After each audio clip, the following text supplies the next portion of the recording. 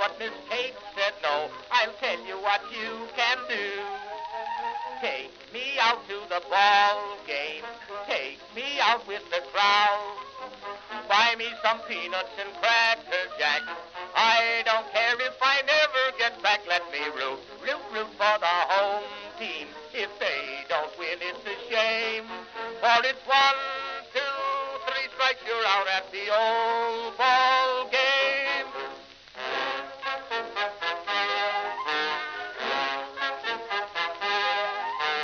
Katie Casey saw all the games, knew the players by their first names, told the umpire he was wrong all along, good and strong. When the score was just 2-2, Katie Casey knew what to do. Just to cheer up the boys she knew, she made the gang sing this song.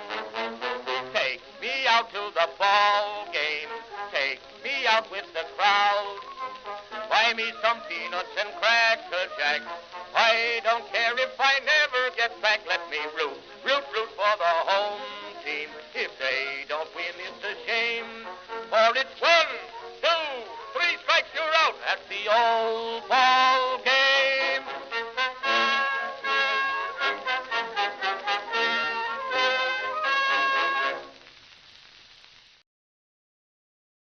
Greetings, folks, and welcome to live coverage of postseason baseball, where this afternoon the Chicago Cubs will be playing the San Diego Padres in a wild card matchup, Game 2 of a best-of-3 game series. The Chicago Cubs currently lead this series 1-0.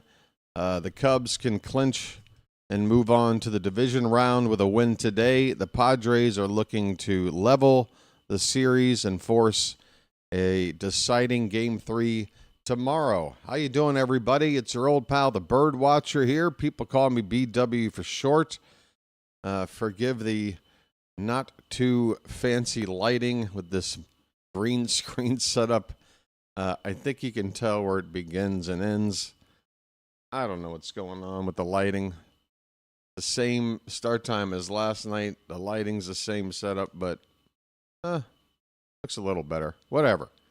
Welcome to probably very few people. Is there anybody here? 5 people. Hello, 5 people.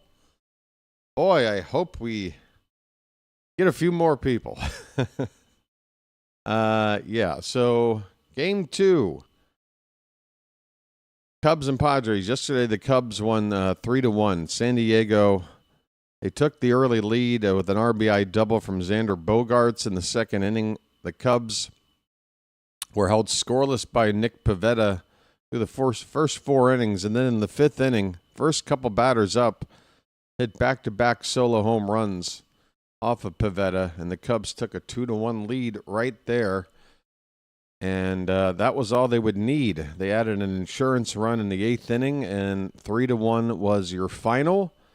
And as I had discussed in yesterday's pregame show, looking at these team stats, what jumped off the page for me was that the Cubs were noticeably better in the power department versus the Padres. Padres have some pretty big sluggers on their team, Tatis, Machado, but they are among the lower teams in the National League in terms of total home runs on the season. I believe they hit 156, and the Cubs had over 200 home runs. I think 220s, 230 maybe.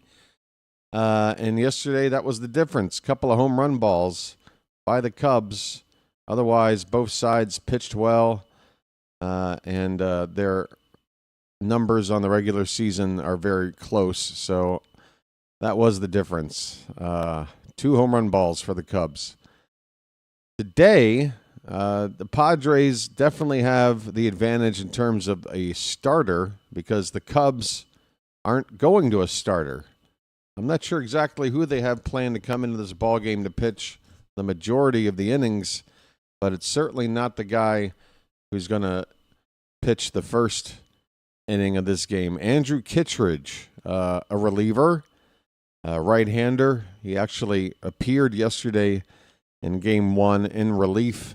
He is going to start today's game, and then the Cubs are going to bring in somebody. I would assume it's going to be, I don't know. I shouldn't assume. I bet you if I go to Cubs Twitter, I might be able to figure out exactly who they plan to go to. Let's see if I can figure this out real quick. But Andrew Kittredge will start, pitch 1 inning in all likelihood, and then it'll be somebody who will pitch a little bit longer than 1 inning. We'll see. I don't see anything jumping out at me right now. But Dylan Cease on the mound for San Diego. Cease, a strikeout pitcher. He's good, but he does give up a lot of base runners. Walks. He does walk more than I would say a true ace should be doing.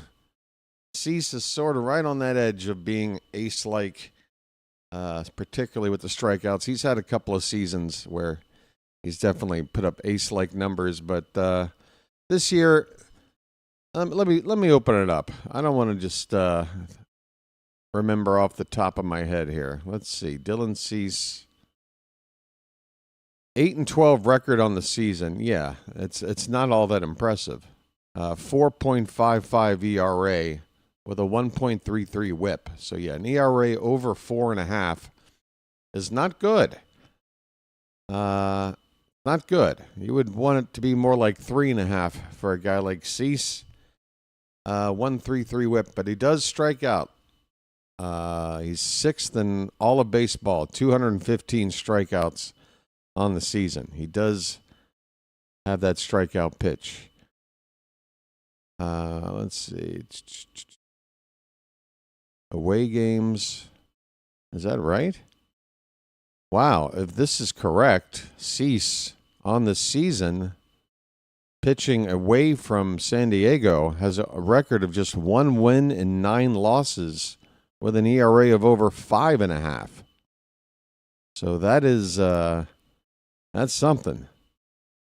That is not a small sample size. 10 decisions, 1 win, 9 losses, and an ERA over 5.5 on the road this season for Cease. On paper, it looks like the Cubs should win. I don't know. We'll see who they have pitching. But they've got home field advantage. They certainly have the momentum. But I will say this, if the Padres do find a way to win today, you have to think the pressure is really going to be on the Cubs tomorrow. Now, the Cubs want to finish it out today. The Padres, if they do level the series, have got to feel good about tomorrow. By the way, there is a game going on right now. The Tigers won Game 1 yesterday in another low-scoring affair. And right now it's a 1-1 tie between Detroit and Cleveland. That is in the top of the 6th inning with the Tigers up to hit. 2 down, runner at first base. If the Tigers win, they move on, and they will face the Seattle Mariners. The winner of that series will. Tigers would move on today if they win. If Cleveland wins, a winner-go-home scenario for both teams tomorrow. Same with these two teams. If the Padres win, tomorrow will be the same start time as today. Otherwise, I'll have a day off, and I'll be doing something else. All right. The Yankees lost last night to the Red Sox. The Dodgers beat the Reds. All the games are low-scoring and close, except that Reds-Dodgers game. Dodgers beat Cincinnati 10-5. But the other 3 games, yeah. You look at these 4 wild card matchups, and the one matchup that looks pretty lopsided is the Dodgers and the Reds. And the scores from yesterday would indicate that being the case. Low scoring, close games among the other 3 matchups. with everybody's ace going after each other. And then, yeah, the Dodgers took care of the Reds pretty easily yesterday, and I would assume they're going to move on in that series. Shouldn't assume too much, though, folks, with baseball. As soon as you start to, it can make you look pretty silly. All right, starting lineups for today's game. Let's get this up. Where are we? Let's hit refresh. First pitch, by the way, will be, I'm thinking, about 6 or 7 minutes.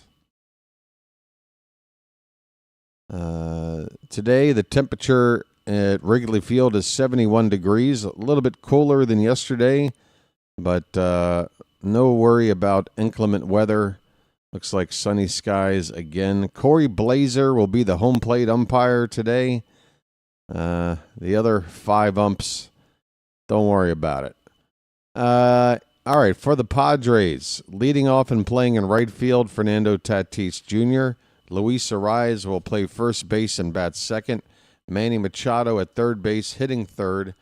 Jackson Merrill, the center fielder and cleanup hitter. Xander Bogaerts will bat fifth and play shortstop.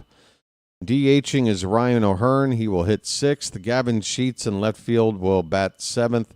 Jake Cronenworth hitting eighth and playing second base. And Freddie Fermin, the catcher, will bat ninth for the Padres. For Chicago, let's see, same lineup as yesterday? I think so. Michael Busch will lead off and play first base. Nico Horner, second baseman, will hit second. Ian Happ in left field will bat third. Kyle Tucker DHing, and the cleanup hitter, Seiya Suzuki in right field, will bat fifth. Carson Kelly hitting sixth and doing the catching. Pete Crow Armstrong will patrol center field and bat seventh. Dansby Swanson, the shortstop, hitting eighth, and Matt Shaw will play third base and bat ninth. I do believe that is the same lineup from the Cubs from yesterday, and has been pretty much their lineup all season. They've been very fortunate when it comes to avoiding injuries among their regular players. Everybody in this lineup has been the starter pretty much all year at their respective position. And all but 2 of the 9 batters in the lineup have totaled 500 or more at-bats on the season. So this Cub team, they know who they are. Everybody knows their role, and I do like their chances of getting, beyond this series. And if they get matched up against Milwaukee for the division round, it's going to be close. It's going to be close. Milwaukee, obviously, with the home field advantage. I don't know how I feel about this bye round situation for some teams. I think it helps, and for other teams, I think it actually hurts. And it all depends on the team that they're going to be facing coming out of that wild card round. Some teams, that wild card round can really build up some momentum and confidence for that team, and they're in full warrior mode. There's only a day between ending one series into the next, whereas if you're the team on the bye, you're chilling for a little bit. Maybe you're thinking a little bit too much about what's coming up and everything. So yeah. Anyway, I digress. Let's get this game up. Where are we? Where the hell are we? Oh, great. I get to watch more ABC commercials today. Part of the joy of calling yesterday's game was watching these awful ads on ABC. There is this show that just this promo, it looks like it's a joke. I keep wanting to think it's some sort of a parody, but apparently it's not. 911. It's debuting soon. And then there's a 911 Nashville. Oh, good. All right, so pardon me, folks, while I'm distracted by Great commercial advertising. All right, here we have a bunch of people going absolutely crazy over something that I'm sure will be funny once it's revealed what that something is. I think it's Southwest Airlines. Assigned seating is coming, and everybody's going crazy. Is that where we're at as a society? We're losing our minds because, oh my God, I can buy a plane ticket and pick my seat? All right. Geico ad. All right, the gecko's back. This ad campaign hasn't worn thin at all over the last 30 years. But he's wearing a mustache this time. That's fun. All right, Shohei Ohtani commercial. He's there. He showed up. And New Balance sure did the math and figured out exactly what kind of profit that will yield. AutoZone. What's going on there? Everything you need, nothing you don't. Okay. Get in the zone. AutoZone. Oh, wait, we've got a family. It looks like they're struggling on vacation, but they've arrived at the Hilton, and they'll take care of that family. Hilton. Wendy's. Introducing the $8 Junior Bacon Cheeseburger Meal. You get not one but two Junior Bacon Cheeseburgers, a big-ass soda, and some fries for $8. All right. Sorry. Just really enamored by the advertising. Hey, everybody. And by everybody, what do we got? 10 people? 18. Hi. It's an intimate affair. Chilo is here. Vonnie, George, Ned, parking lot, Phantom, Warren. How you doing, folks? Wrigley Field is the venue. And it'll be Tatis Arraez Machado to lead it off for the Padres, facing Andrew Kittredge, who again will probably pitch the first inning, maybe 5 batters, his limit. Bogart's a right-hander, due up 5th, and then a couple of lefties due up after that. Again, I wanted to try and see if I could do some detective work and figure out who the Cubs plan to bring in to pitch the bulk of this game, as Kittredge is a straight-up middle reliever. But no time to waste. Tatis is stepping into the batter's box. Kittredge is kicking dirt around the rubber there on the pitching mound right now. We are ready for baseball. Cub fans taking their seats. Lots of blue in the ballpark. All right. We are ready. Here comes the first pitch of the day, and a swing and a miss. Tatis going after a Kittredge slider below the zone. And that's how this game starts. See if we get the balls and strikes up on the screen here in a minute. Next pitch from Kittredge, a little bit outside. Count 1-1. Look at that. It's ready to go. 1 ball, 1 strike. 0 for 4 yesterday for Tatis. This ball's put into play. That ball's going to get down for a base hit. A line drive single in the center field. And the Padres immediately have some traffic on the bases. Leadoff single.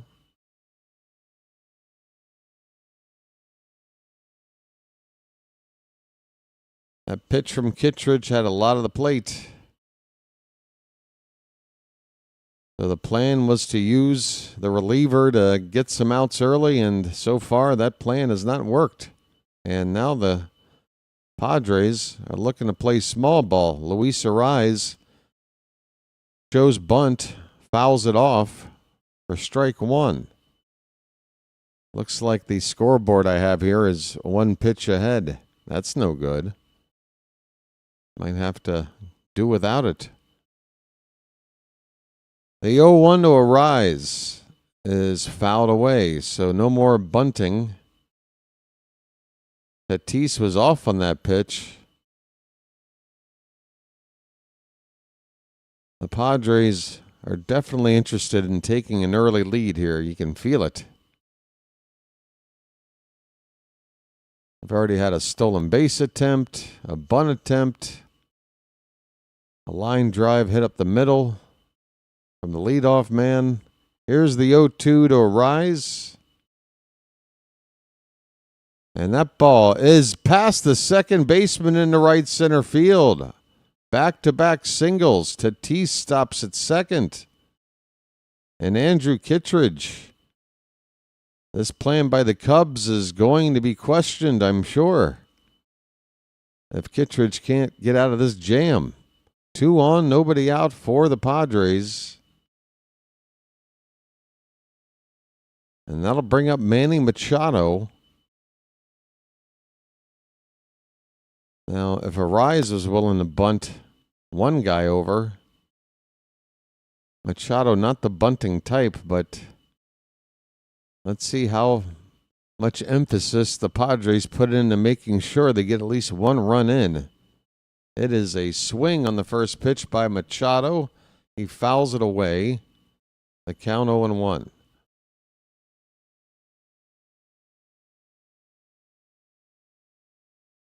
Kittredge starting to get some gray in that beard of his. I know the feeling. That pitch is low and in. A sinker at 96. 1 ball, 1 strike. Yep. I started going gray during COVID. Perfect time to start going gray. Pre-COVID, not a single gray hair to be found on old BW. By the time everything was getting back to normal, my beard was half gray. What the hell? The count 2-1 on Machado.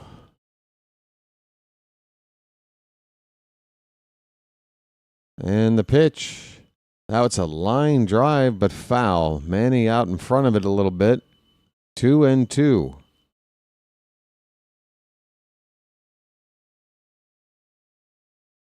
San Diego with a big chance to take an early lead here. The 2-2 pitch. Swing and a miss on a slider from Kittredge. That ball started on the outside corner and broke away from Machado off the plate. And that got the whiff. First out. All right, Jackson Merrill coming up.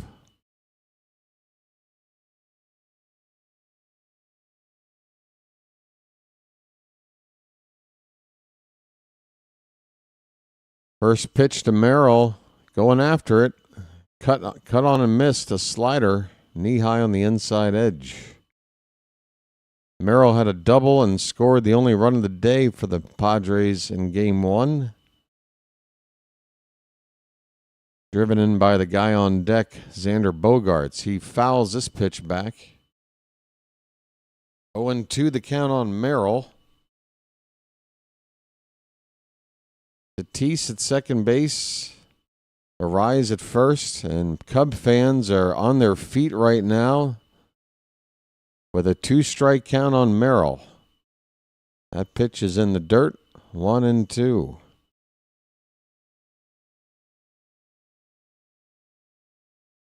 You know, folks, a lot of people think Cub fans, they don't speak kindly of them. In fact, there's audio evidence of that sentiment that goes back decades, that Cub fans just show up for these day games because they just want to get drunk and not go to work, and they're not even paying attention to the ball game. They're just there to party, and and drink some booze. But I tell you what, this crowd here is pumped right now. Not often with one out in the first inning in a scoreless game that a batter gets to 2 strikes and the crowd rises to their feet. Every out counts. Here comes the pitch to Merrill. That is high, and it's a double steal by the Padres. No throw by Kelly.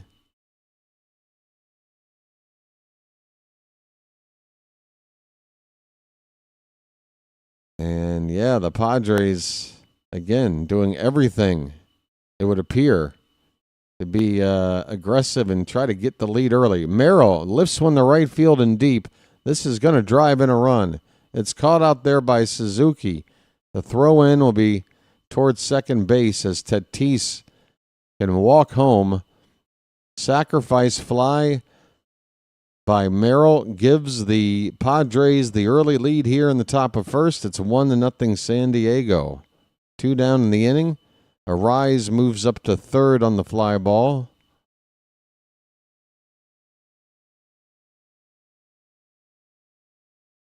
Wow, the Padres, I'd forgotten, that's right. Last time they had appeared in the postseason, they finished up unable to score a run over their last 2 games. I think that was against the Mets, I want to say. So that's just the second run they've scored in the last 33 postseason innings. Xander Bogaerts is up. That's a line drive foul on a 1-0 count. So the count now 1 ball, 1 strike.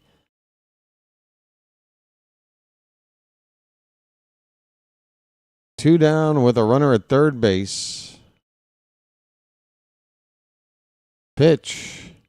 That is lifted into left, right at the fielder Happ, who makes the catch for the final out. But the Padres score a run. And they did everything in their power to get that run. Good work by the Padres. That offense definitely had a plan. They wanted to get an early run, and they did. They could have gotten more. But that sets the tone right there. Bottom of the first coming up. Padres 1, Cubs are coming up to hit. How you doing, everybody? Productive steals, productive outs. That's what I'm talking about, George. You know, it feels like the Orioles... Just to bring it back to, the Orioles. It just feels like they don't have that awareness about situational hitting. It's always the same approach. And it's those silly-ass analytics. I'm sorry, computers out there, but baseball, as much as statistics matter, it's the sport that basically made statistics fun, okay? The game is just, it's too intricate. It's too intricate to just rely on data to tell you what to do. You have to let the situation, and you got to go with the feeling in the moment. And I feel like the data says, all these things about manufacturing, moving runners over, wasting an out with a bunt. Our data says that's no good. They're wasting an out with a bunt. Our data says it's all about barreling up that baseball, getting that exit velo off the bat, launch angle, hard hit rate. And yeah, it's great when you do that. It is. And with the Orioles offense, when you get on a roll, it's just like a machine. Just one hard hit ball after the other. Big crooked number on the board in a given inning, but Sometimes you just got to make contact, folks. And you got to know how to just hit the ball the other way, hit the ball in the air when you need to, put a bunt down when you need to. You need to know these things. They help. All right, Dylan Cease, first pitch is a strike to Michael Busch. And the next pitch, 99 heater at the bottom of the zone for strike 2. Dylan Cease never ceases to amaze. Forgive me, I'll be here all week. The 0-2 to Busch is fouled behind the plate.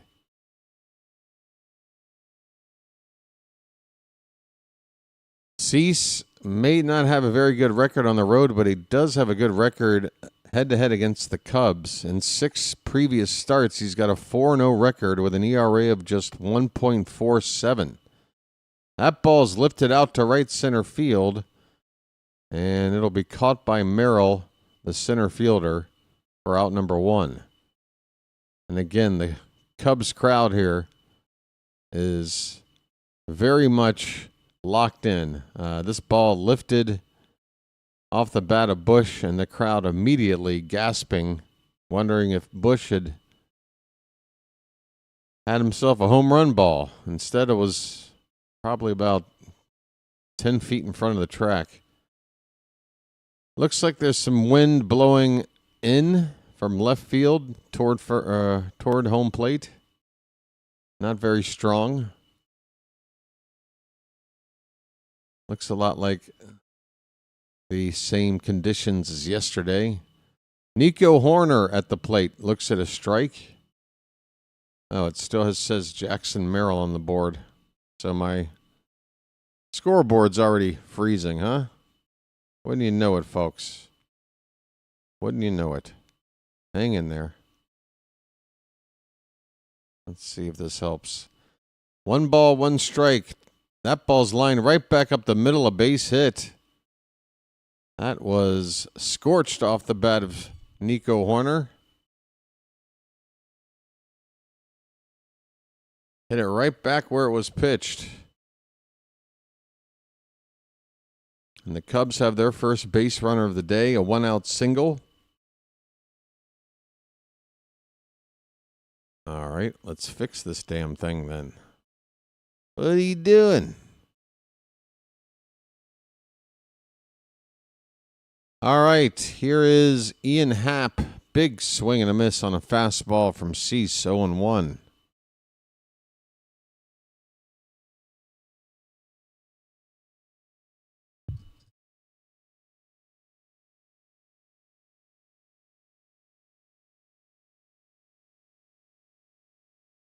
The next pitch is up and away.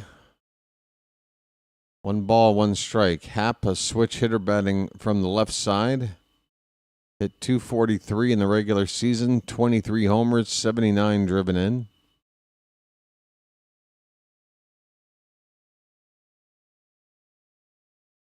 Swing and a miss. Fastball from Cease. Had plenty of the plate. 1 ball, 2 strikes.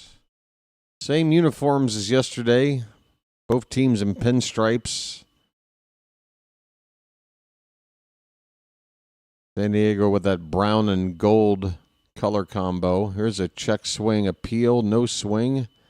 It's 2-2 on Happ. Cubs in their white pinstripes. Blue and red colors represented there with that Cubs logo.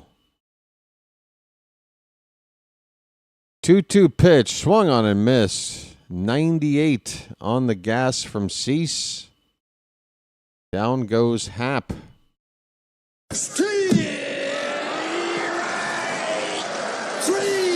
Well, y'all come back now, you hear?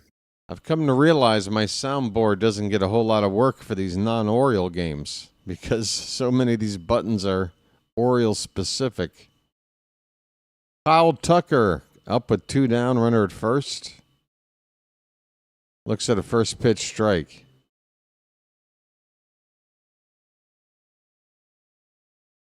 Cham City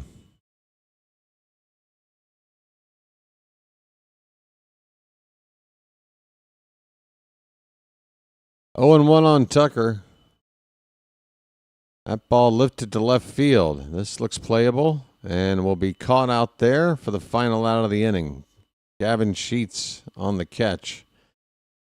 The Cubs get a hit from Nico Horner. He's left stranded, and that's it. We go to the second inning. Padres lead it 1-0. All right. I've got some iced coffee.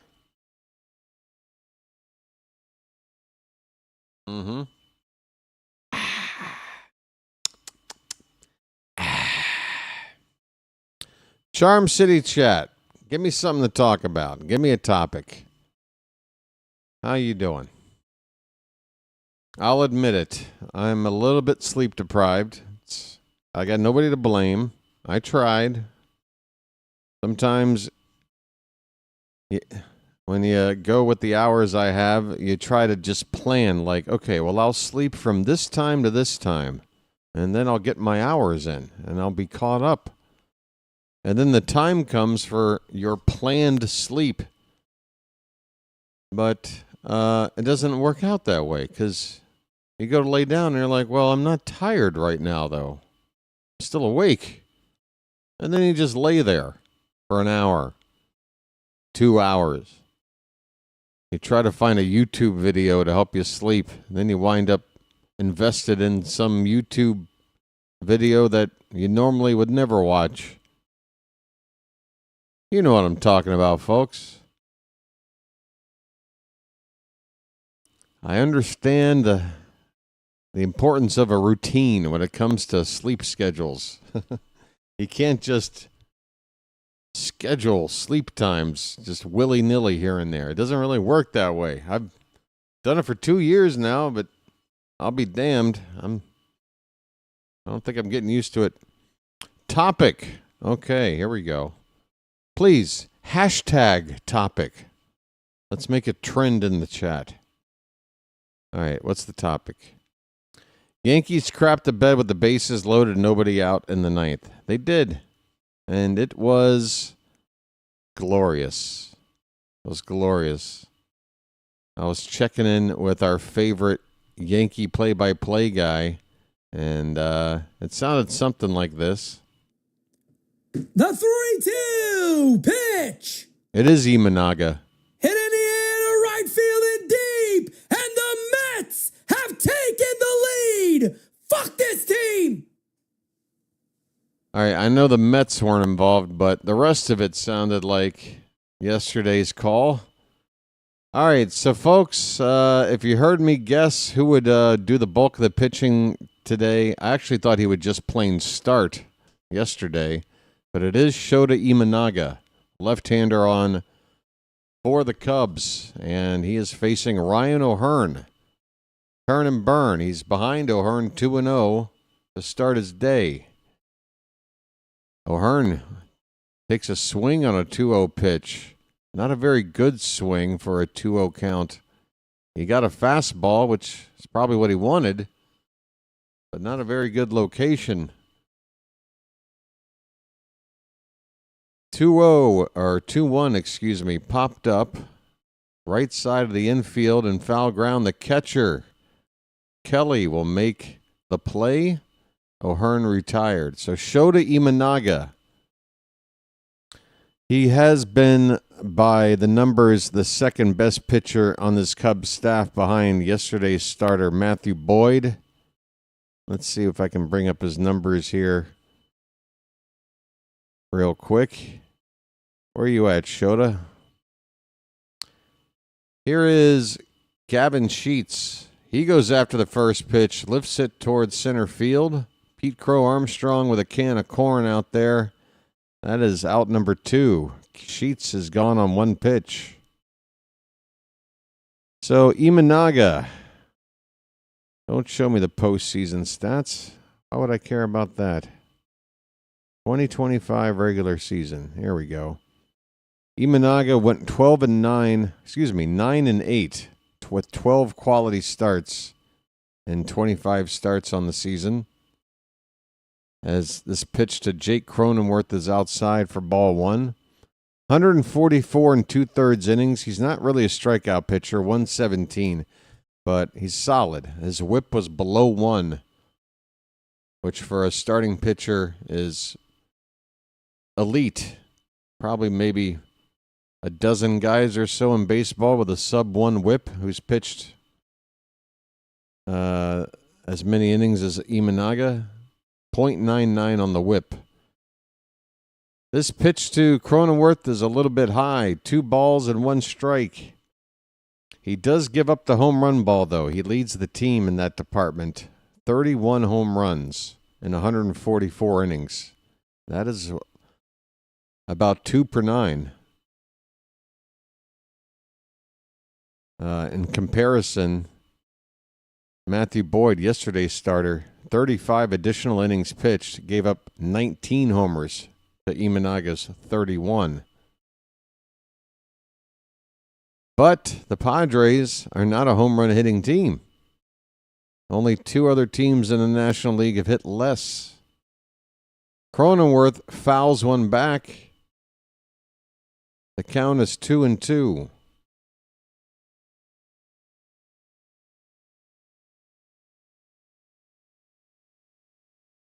Cubs really don't have a strikeout pitcher in their rotation.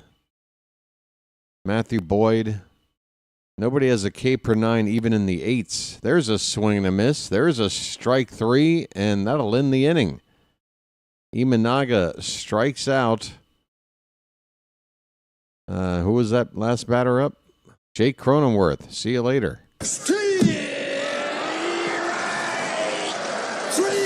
Well, y'all come back now, you hear?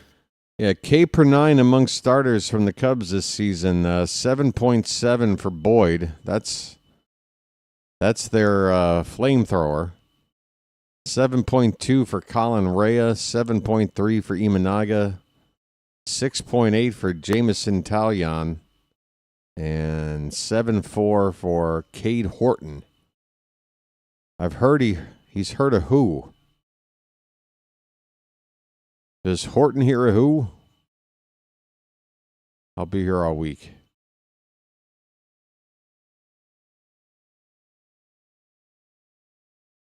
Best strikeout rate on the team, Andrew Kittredge.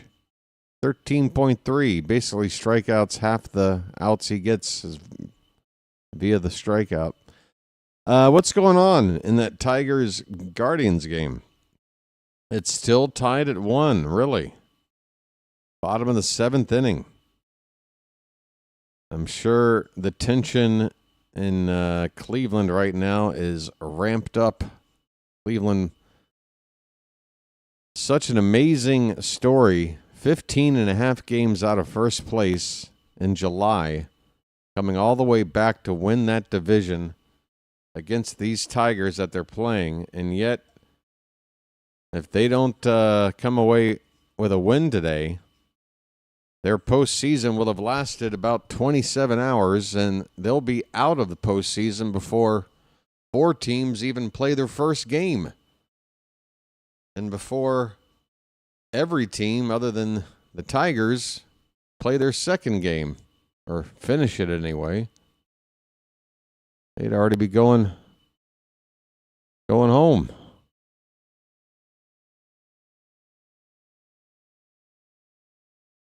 Kind of feels like what happened to the Orioles last season playing Kansas City. Our postseason lasted about 30 hours. It was not fun. Seiya Suzuki will lead it off for the Cubs here in the bottom of the 2nd against Cease. Suzuki had a home run in yesterday's ball game. 1 for 3. A slider swung on and missed. The count is a ball and a strike. 6 home runs and 11 RBI for Suzuki in his last 5 games.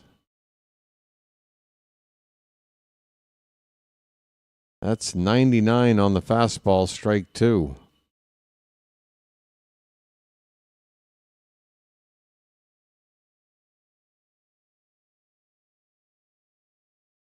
A slider by Cease, laid off by Imanaga. Suzuki for ball 2. 2 balls, 2 strikes. The leadoff hitter here in the bottom of the second. Popped up and foul. Still 2-2.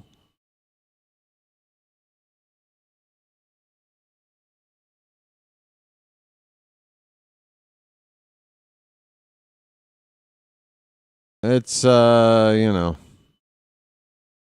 the kind of debate phantom that doesn't really seem to have, any, there's nothing good with that debate. Yeah, yeah. What can you say? You would think winning 101 games, having home field, and getting swept against the Rangers would be the worst of the two. Swing and a miss. That pitch dipping out of the zone. And C strikes out Suzuki here for the first out in the bottom of the second. But, you were facing the Rangers, who were the team. I guess in hindsight, it didn't feel as bad because the Rangers would go on to win the whole thing. So it made you feel like, well, we were just up against a buzzsaw. The Rangers were the team of destiny. It'd be one thing if they swept us and then got their asses handed them in the division or in the championship series or whatever, but they went on to win everything.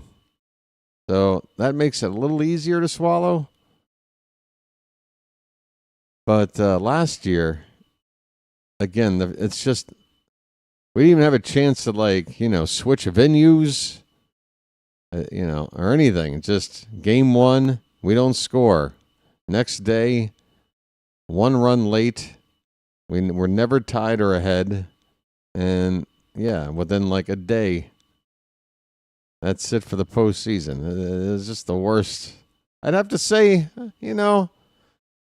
as bad as getting swept by the Rangers was, as bad as some of the decision-making that went on in that series, particularly with the use of the bullpen in Game 2 after a bad start by Grayson Rodriguez, I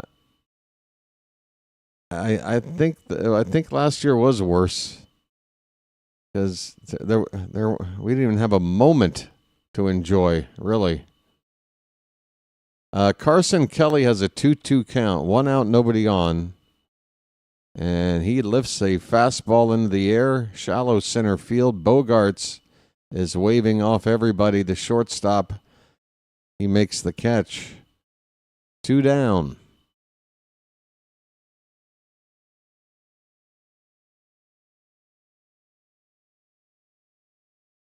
All I know is after the Royals debacle and back-to-back sweeps in the opening round of our respective postseasons, I knew what my number one priority was heading into this season 2025, and that was Brandon Hyde. I expect this team to make the playoffs again, and if he can't get past the opening round, no matter what that round is, that's it. If he can't do it a third time, it's time to start looking somewhere else. Pete Crow Armstrong with a swing and a miss on a Cease fastball. The count is 1-1 on PCA.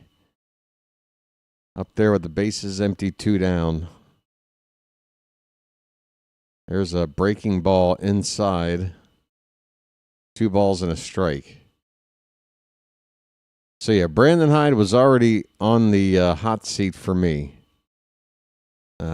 I did not expect the team to have such a terrible start. So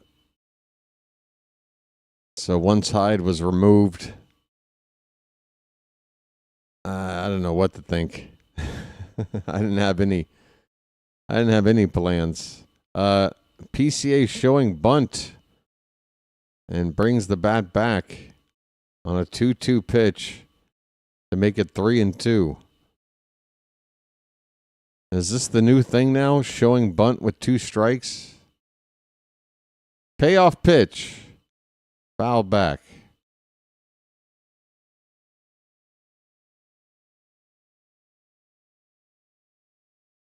Hey there, Froggy, Vonnie, Rod. 1-0 Padres. We're in the bottom of the second. The Cubs have bases empty, 2 down, and a full count on Pete Crow Armstrong. Payoff pitch, swung on and popped up, out of play.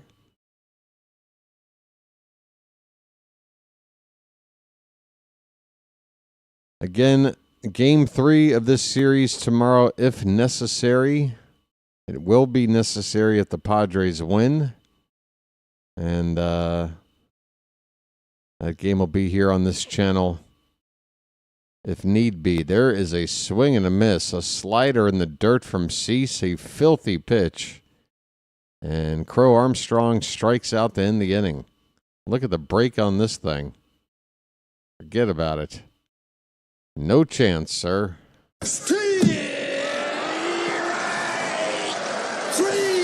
Well, y'all come back now, you hear? We're on to the third inning, 1-0 San Diego. Keeping an eye on that Detroit-Cleveland game. They are tied at 1 in the top of the 8th. Yankees and Red Sox coming up tonight. Boston with a chance to take the mini sweep in the Bronx.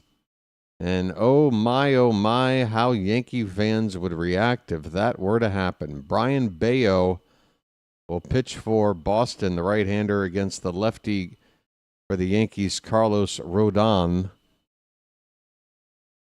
Speaking to a friend and Red Sox fan yesterday, apparently Rodon did not fare well against Boston last time these two teams faced. Wow, they've already got the lineups out for this game.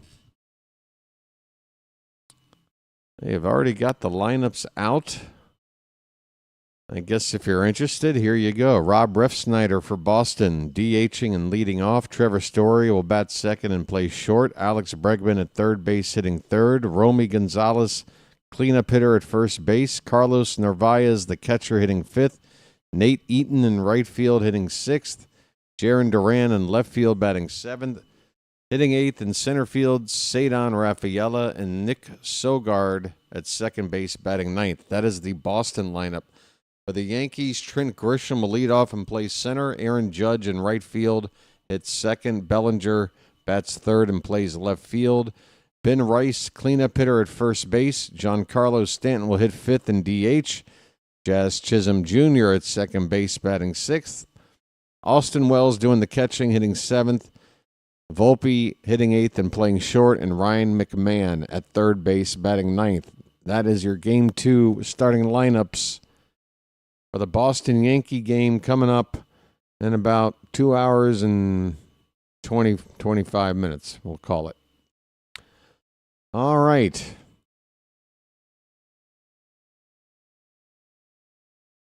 Back to Padres and Cubs, and the first pitch from Imanaga to Freddie Fermin is a strike. It'll be the 9-1-2 batters for San Diego. They have a 1-0 lead. 0-1 pitch is swung on and missed, 0-2. A splitter from Imanaga.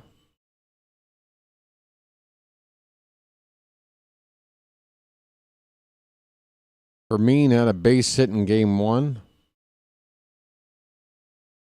Started the season as a Royal. That pitch is high. 1 ball, 2 strikes. Hey there, Carl. Hey, Carl, have you seen Meatwad around? You better tell him to stop swimming in my pool. That ball's hit hard to left. That ball is fair and down into the corner. Deep wells in the corner here at Wrigley. Right field corner. That's a triples area. This one down the left field corner. That'll go down as a double. A leadoff double from the number 9 batter, Freddie Fermin. And the Padres are back in business again. Top of the order up.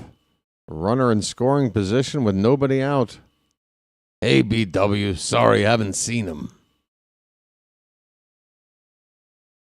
Tatis goes after the first pitch. That ball's hit down the right field line. Long run, caught on the run, and a throw back in toward the infield will hold the runner at second base. Suzuki with a nice play. Had to go a long way. Had to navigate that foul ground area here at Wrigley, of which there's not much room and not a whole lot of protection. Just a brick wall, a literal brick wall. But nice play by Suzuki to make the catch and then hurry up and fire that ball in, hold that runner at second base. One down in the inning for Luis Arraez. Base hit his first time up. He takes high for ball one.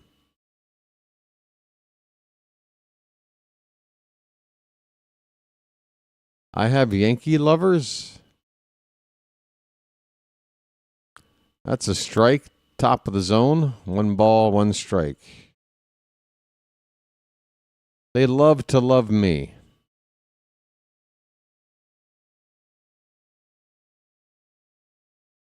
The 1-1 pitch. There's a strike. Fastball, bottom of the zone.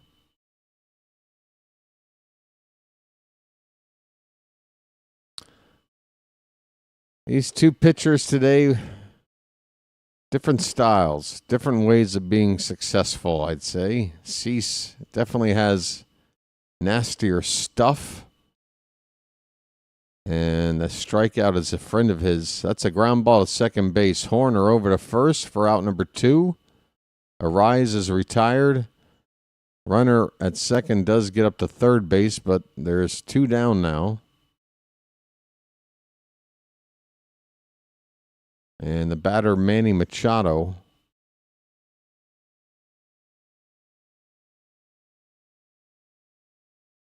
Imanaga, more of a tricky pitcher, as left-handers seem to often be. About mixing up those pitches, hitting spots, getting hitters off balance, inducing weak contact. That's how he gets his outs, more than the strikeout. Popped up by Machado into right field. Suzuki waving off Crow Armstrong, now actually passes in front of him to make the catch. That is typically a center fielder's ball there, but Suzuki took charge, makes the catch, and the inning is over. Fine inning of work there from Imanaga. We go to the bottom of the third. Padres lead at 1-0.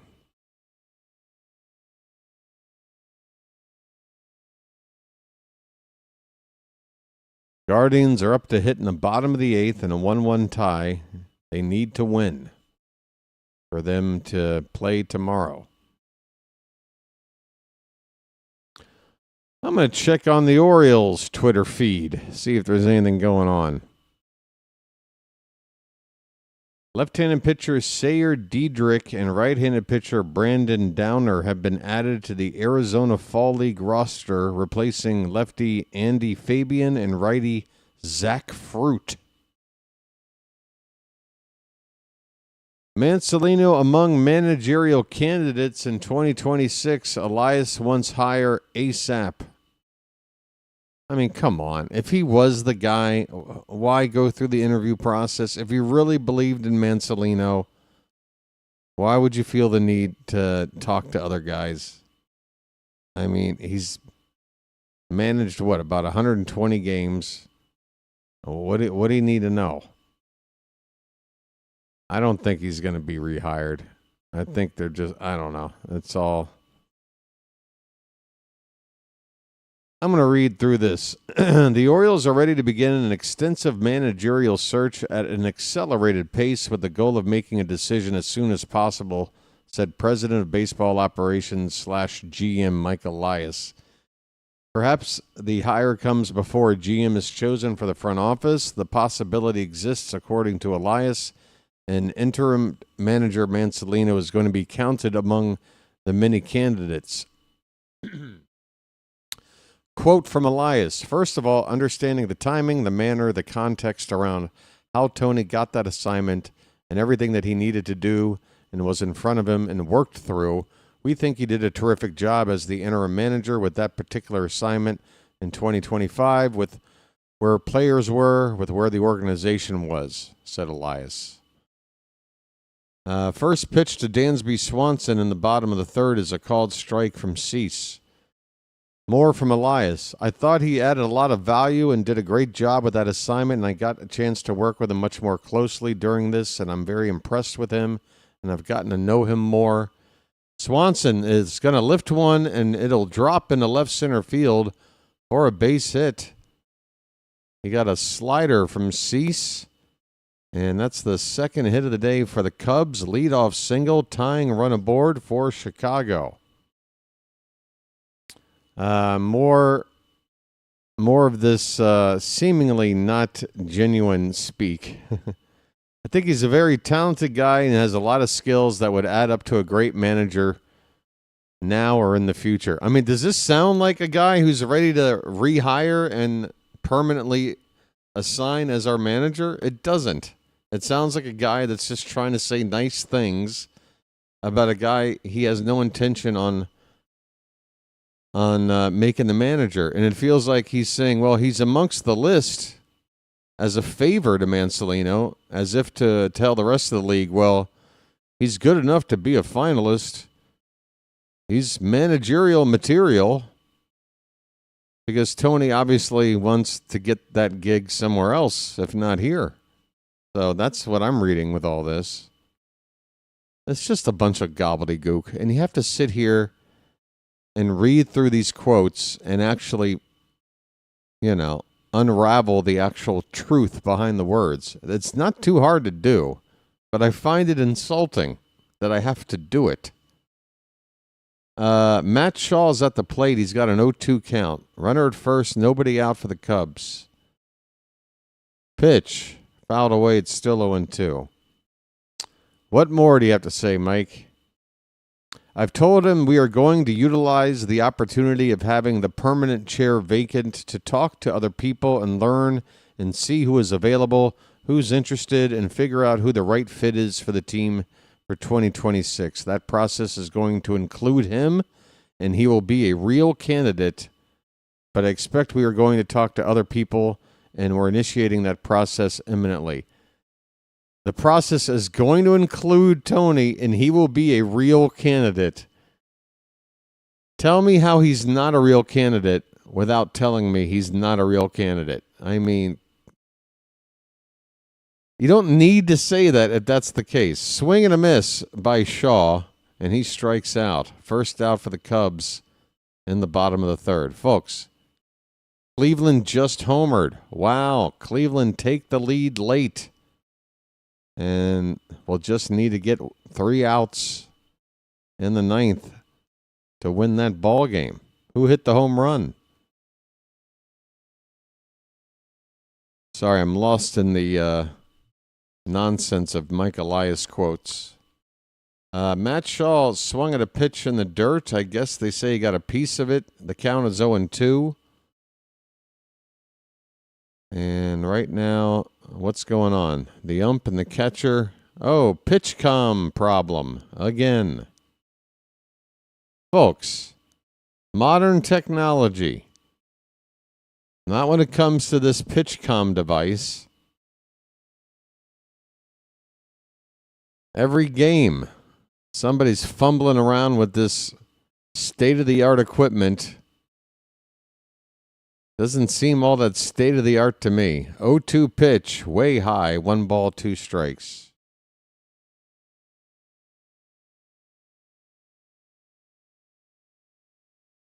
Rocchio. Wow, Rocchio was the one that walked it off in the final game of the regular season. Wow. I love people who have to be so hardcore to hold. It's so weird. until the recent age of like, I don't like it when names get changed. People just went along with it. Like, folks, when the Tennessee Oilers, and they were the Tennessee Oilers, just so you know, when they moved over from Houston, they were the Tennessee Oilers before they just decided to switch to Titans. I don't hear anybody calling the Titans the Oilers, ever. But when it comes to teams like the Indians or the Redskins, you know, the teams with the names and people are all up in arms about one side or the other, whatever. I just find it amusing that some people are just going to be like, no, I'm just going to keep calling them this. I don't call the Titans the Oilers. Why would I? It's silly. They changed their name. They're the Titans. But with these other teams, I'm going to stick with the old name. Why? Just curious. Michael Bush is at the plate. Runner at second, one down. 1-1 the count on Bush. It's just, God, there's just so much culture war in America. I'm so happy to not be there. Sorry. It's just,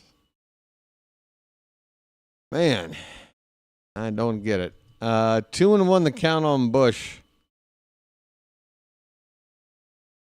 3-1 Cleveland now. Thank you. Yeah, Rocchio had a walk-off. Was it the final game of the regular season or the game where they clinched the division? So Rocchio and Daniel Schneemann, I think that's his name, right? Following it up with another RBI. All right. Now, I know Clase is not closing. Michael Bush with a 2-2 count. Runner at second with one out. The Cubs with a base hit can tie the ball game. Pitch number 48 on the afternoon from Cease is lifted down the right field corner and foul into the stands. Still 2-2 on Michael Bush. Got Bush. We've got Bush.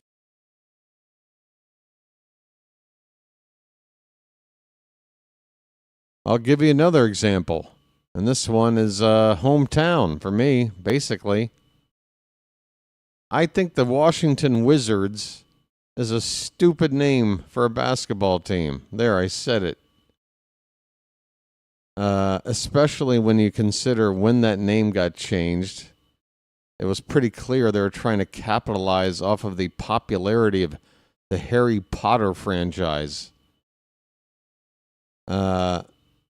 But is anybody calling them the Bullets whenever you bring them up? Here's a line drive caught by the shortstop. And oh my, Bogarts wants to get a challenge here as there was a play at second to double off Dansby Swanson. A line drive, and the Padres, they do want to challenge this. This could be an inning-ending double play. Bush hit it hard right to second, and Bogarts just a step or two off the bag. Lunged forward to tap the base with his glove. And we'll look at this replay and find out. Oh, I think I see that glove making a little bit of a, yeah, right there. Oh, yeah.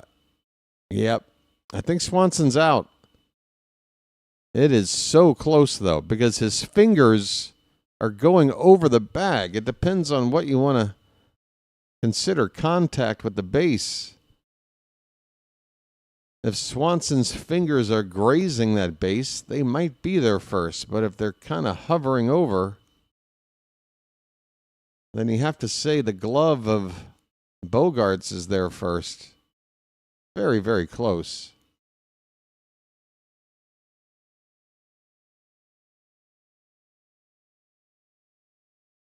It really comes down to just the fingers of Swanson. They're slightly pointing upward.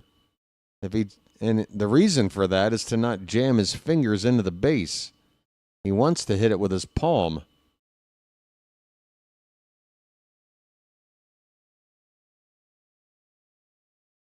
Yeah, this might be a situation where it's just too damn close and you just stick with the original call, which was safe for Swanson. But Padres are correct, at least, in challenging this. It's worth it. That's about as good of an angle as you're going to get, folks. We got a close-up, frame-by-frame. And the call stands. So there you go. Cub fans are happy. Swanson is not doubled off. There's 2 down. He's still at second base. And yeah, super close.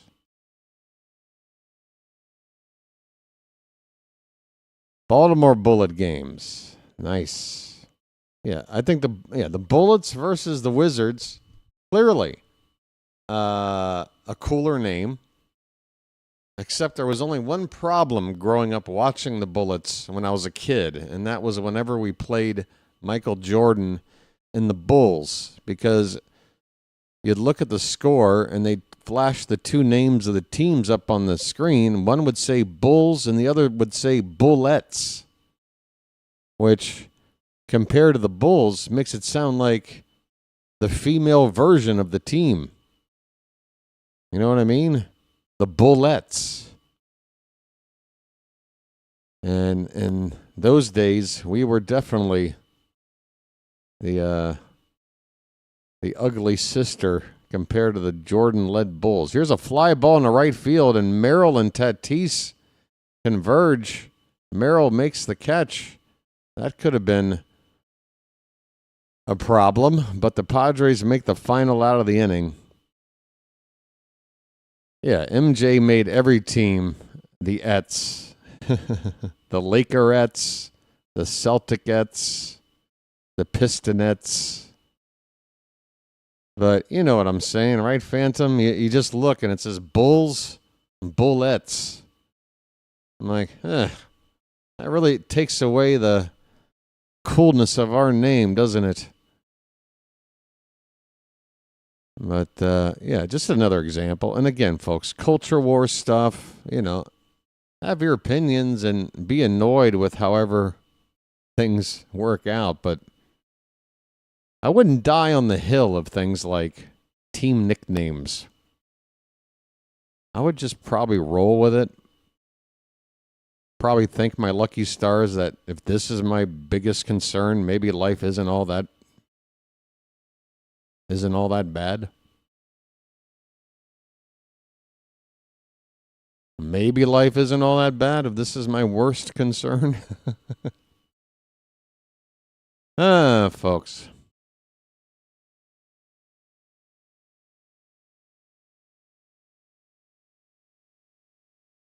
Grey's Anatomy. Is this show still on too?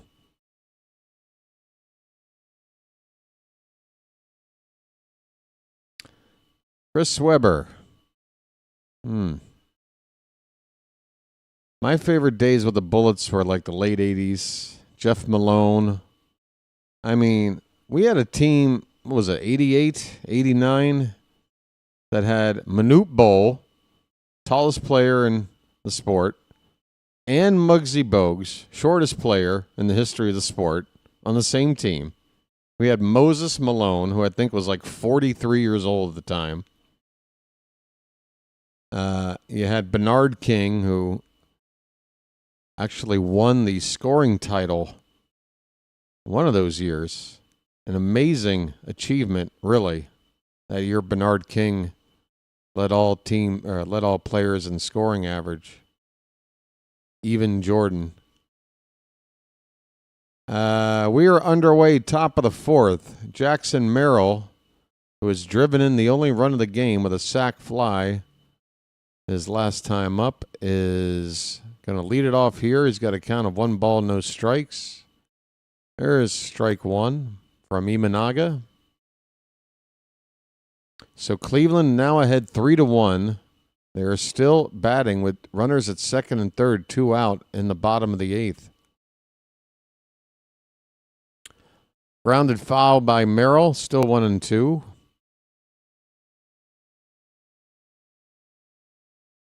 Grey's Anatomy is like Survivor and The Amazing Race. New people, same storyline. I don't watch it. So they just brought back Grey's Anatomy. Whole new cast. Just another hospital soap opera show.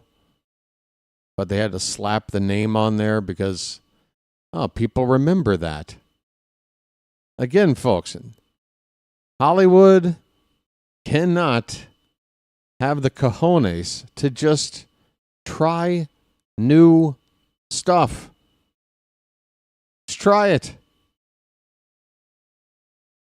We're begging for something new. Now 6-1 Cleveland. All right, that series is going to get tied up. What do you think, folks? Charm City chat. We've got an intimate crowd here, I'm sure. 25 viewers. Ouch. 26 likes. Ouch. How bad of a job am I doing here? Merrill fouls one back.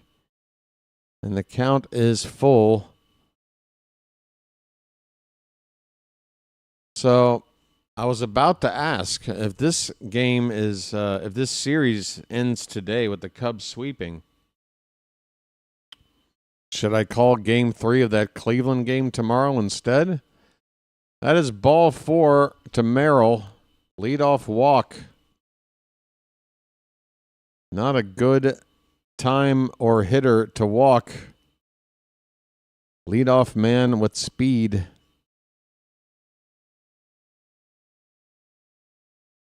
Man, Merrill's a bigger dude than I thought. Looks about a half a foot taller than Michael Busch over there at first base. Xander Bogaerts up. Looks at a pitch low. Froggy, the exact same scenario yesterday, and the turnout was much better. So I have something to compare it to directly. I do appreciate the attempts at trying to smooth over bad numbers, but I promise, if I mention something like that, it's not just pessimism. I've got some data to tell me, wow, this is not a great turnout.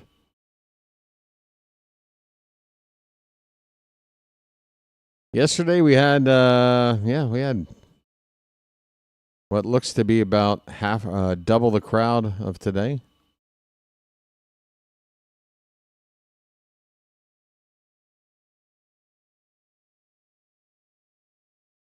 Three runs scoring on bases loaded walks last night. Ouch. Like back to back to back? Was it the same pitcher? Wouldn't want to be that guy. Hey, let's just shoehorn a Capital One ad in here in the middle of the actual game. All right, 2-0 the count on Bogaerts. Runner at first, nobody out. Pitch. Called a strike, inside edge. Wait, Kevin Brown and Ben McDonald are calling this game? When somebody mentioned Ben McDonald earlier, I thought they were, I don't know what I thought they were doing. But again, folks, I listen to these games. The audio is only loud enough to hear the crack of the bat because not being able to see the full field, I'm doing my best to gauge how well a ball is hit. And otherwise, I don't really want to hear the commentary because it's going to confuse me. People talking in my ear when I'm talking. So, wow, yeah. Oh, they called it yesterday, too. Wow. Well, good for them. I guess the league has taken notice that they're a good team. I wonder if they'll get deeper into the playoffs. call a division round somewhere. I don't see why not. It's still a 4 matchup round. Maybe they don't make the cut for the LCS, but yeah, division round. Maybe they'll follow whoever wins this series to face the Brewers. It's a full count on Bogarts. Runner at first, Merrill, I would guess, would be off on this pitch. Swing and a miss. He was not off. And it's a strikeout of Bogarts. See ya.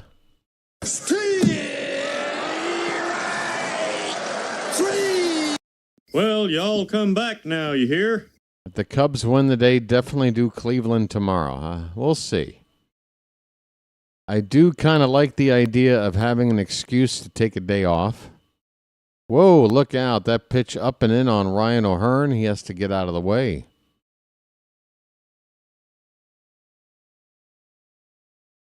Ryan O'Hearn.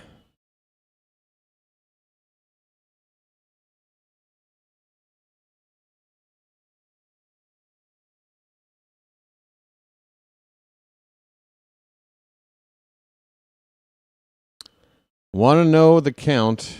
1 out, runner at first. And a check on that runner. He's back. Daniel Berry checking in. Thank you, Daniel.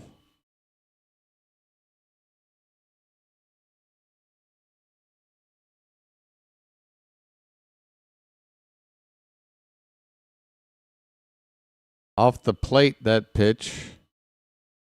The count is 2-0. All right, I'm going to have to do a little bit of snooping just to see how badly I'm getting crushed. Yep. JJ decided he needed to call this game, even though he's calling all 4 games. And 1 game bleeding into the next. Well, he's still calling Detroit-Cleveland. That's right. Just take off this game, dude. Jeez. You don't have to cover all 4 series. Just so you know. Oh, boy. This pitch is inside to Ryan O'Hearn. The count is 3-1. Hitters count for O'Hearn.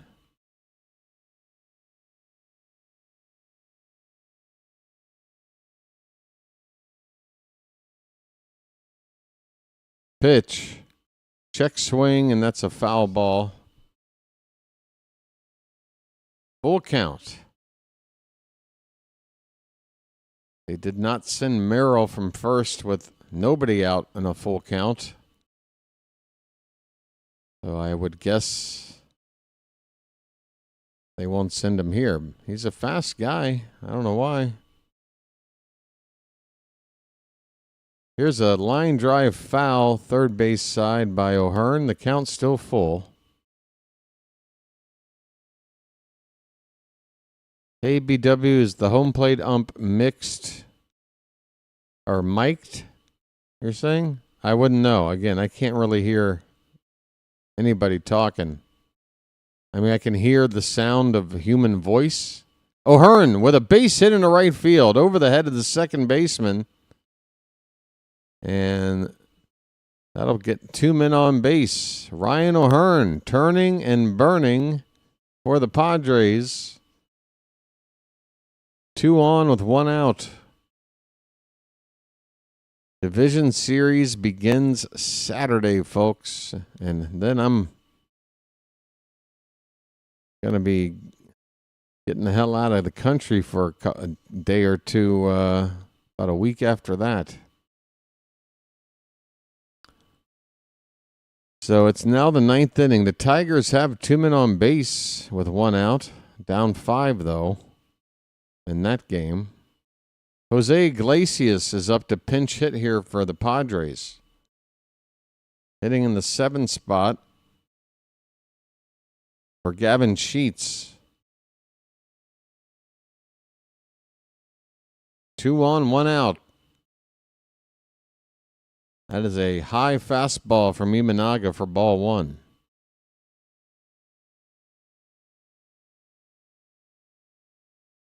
Cubs with just 2 hits today, but we're still only in the 4th inning. That ball's fouled back. Iglesias hit .229 in the regular season. Kind of their utility guy. Been around a while. 1-1 pitch. That one's in the center, right at Crow Armstrong. He makes the catch.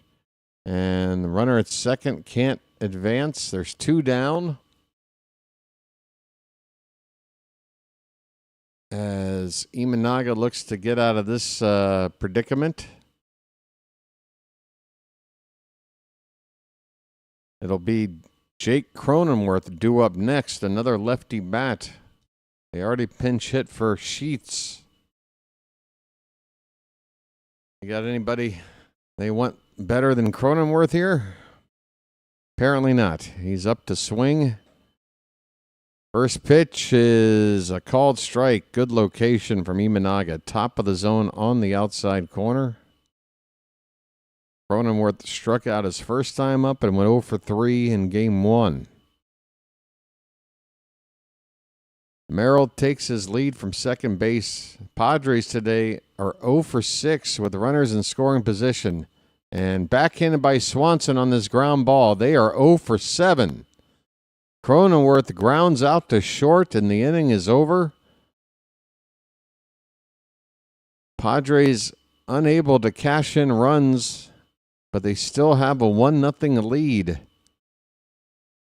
They are going to be regretting this if they don't hold on to win. They've had a lot of chances to add on here. But it is still a close game. 1-0 going in the bottom of the 4th. I'm going to step away for a moment and get up and move around, folks. Please hit the like button and subscribe if you haven't already. Thank you.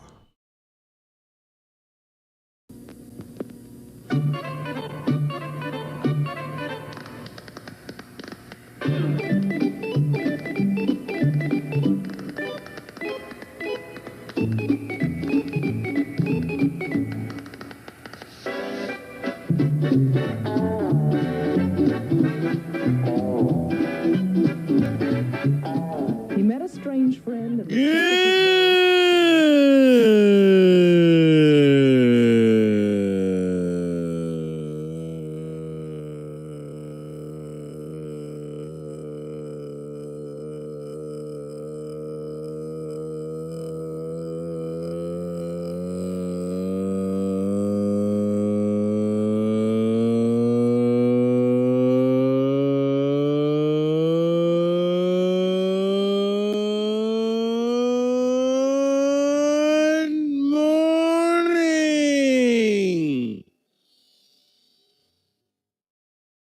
This is great iced tea.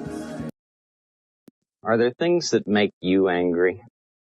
Bye bye, Birdie. This is Jack Burton in the Pork Chop Express, and I'm talking to whoever's listening out there. I'm starting to adjust. I've gotten really into running 10Ks. I garden now, and I even bought season tickets for the Orioles, since that's what guys who can't satisfy women do. What? What? I'm up all night to get lucky. I'm up all night to get lucky. Bottom of the 4th.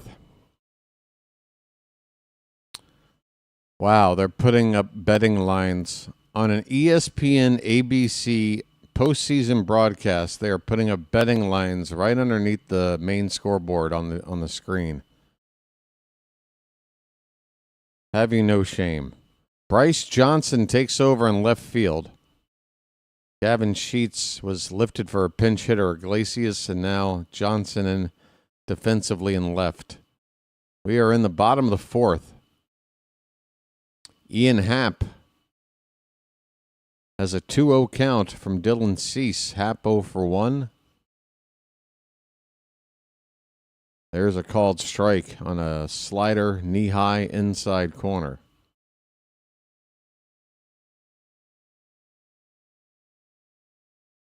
Bases loaded for Detroit. Uh-oh.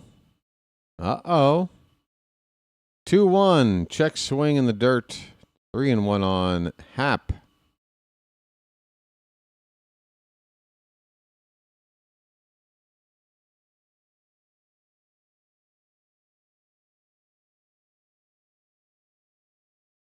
It's very important for the Cubs to keep Ian Happ healthy, because if he's not in the lineup, the team's rather hapless. Get it?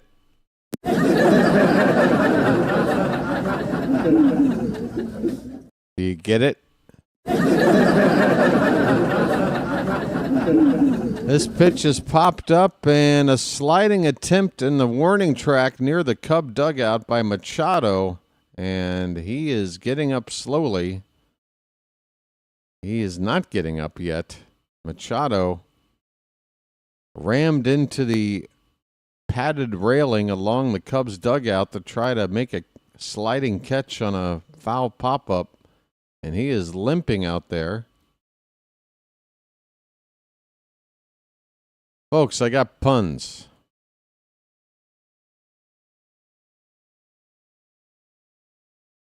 Honestly, I don't think Machado should be all that hurt.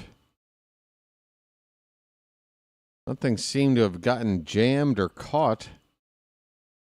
His legs were free to just sort of enter the stairwell of that dugout, while his upper body was braced by the padding along the railing there.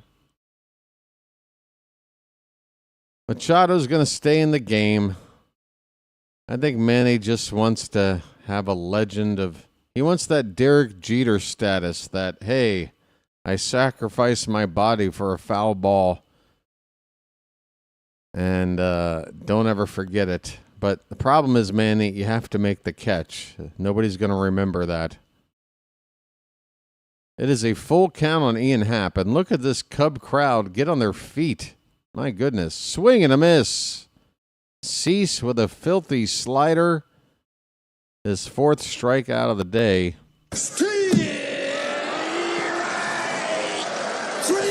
Well, y'all come back now, you hear? Cleveland hang on to win a Game 3 tomorrow. I will be happy to hear what the pitching matchup is for that, if it's already out there. If you know, let me know. Here's a breaking ball for a strike to Kyle Tucker. 1 out, nobody on. Bottom of the fourth. The Cubs haven't done anything on offense so far against Dylan Cease. Check swing on a triple-digit heater up and away. It's no swing after an appeal.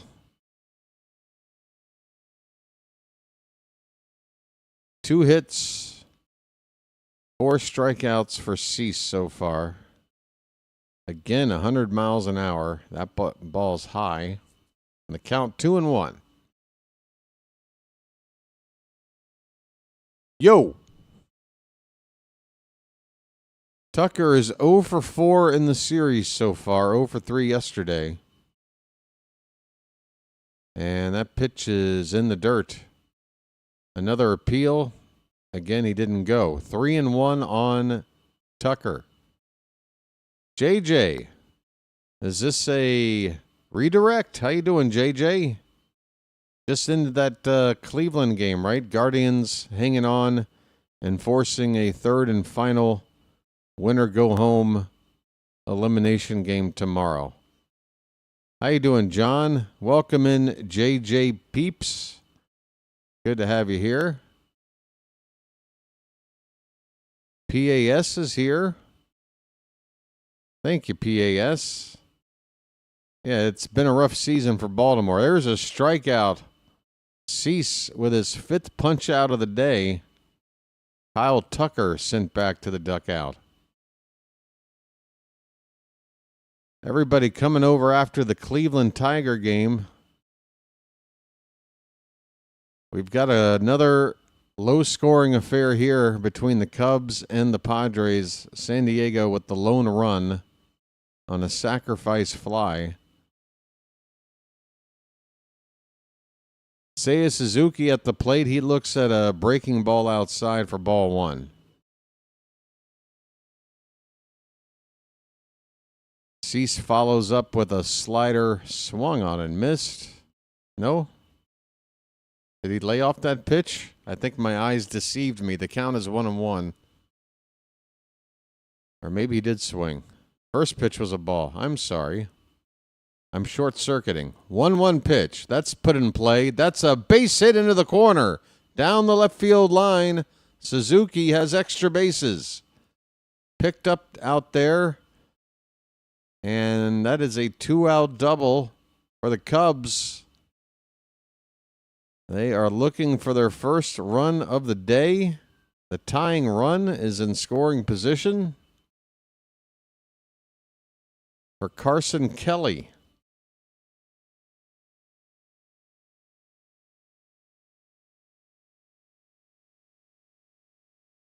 All right.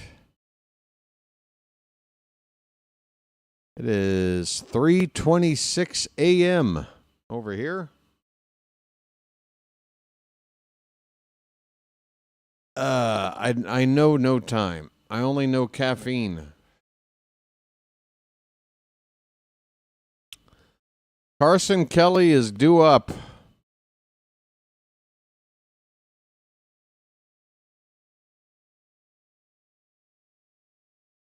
Two out, tying run for the Cubs, second base. And they're going to put Kelly on for free here. Wow. This is not a move I would have expected. Are they going to now make a change and go to a lefty for the matchup against Crow Armstrong in the fourth inning? Really? Every team seems to be making early moves, taking their starters out. For some teams, it seems to have paid off. It paid off for the Cubs yesterday. Matthew Boyd only went 4 1/3. He only gave up 1 run. Cubs bullpen came in and did the job. They did not give up a run the rest of the way. But then you look at teams like the Yankees in Game 1 last night. They had Max Fried out there. Yeah, he was closing in on 100 pitches. I think they took him out with 95. But as soon as they went to their pen, the Red Sox rallied, and Crochet stayed in the game. Got the Red Sox through 8 innings. So we'll see how this pays off for the Padres. I don't quite understand the move here. Cease was on how many pitches? And he's pitching a shutout. 69 pitches for Cease. Adrian Morhone, the lefty, will come in to face Pete Crow Armstrong. And again, they walked a guy. They walked a Cub batter that represents the go-ahead run just to set up a lefty-lefty matchup. I don't understand this move at all. If you don't think Cease can get out Carson Kelly, you feel that much more strongly that Morhone can get out Crow Armstrong. I just don't get it. We'll see how it pays off for the Padres.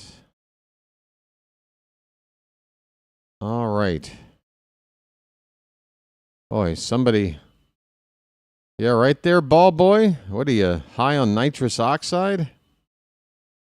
Are you hooked up to a laughing gas machine?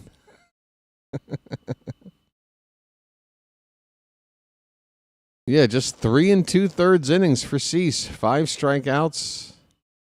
Did not give up a run, but he's got 2 base runners his responsibility. First pitch for Morhone and a bad swing from Crow Armstrong. Maybe these two have history. Maybe Crow Armstrong has never even made contact off of Morhone because that first swing looked terrible. It's 0-1. 2 down, runners at first and second. And now a foul ball at the plate. It is 0-2.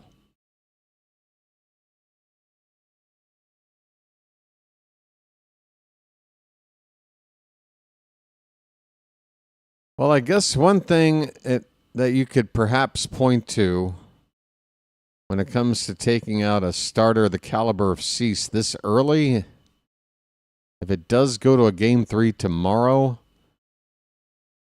and you need a really good arm out of the pen, maybe Cease can give you an inning.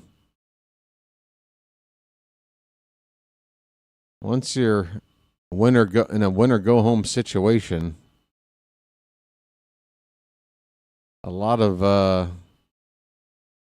your customary decisions go out the window. You got to go for broke. 1-2 the count on Crow Armstrong. Pitch.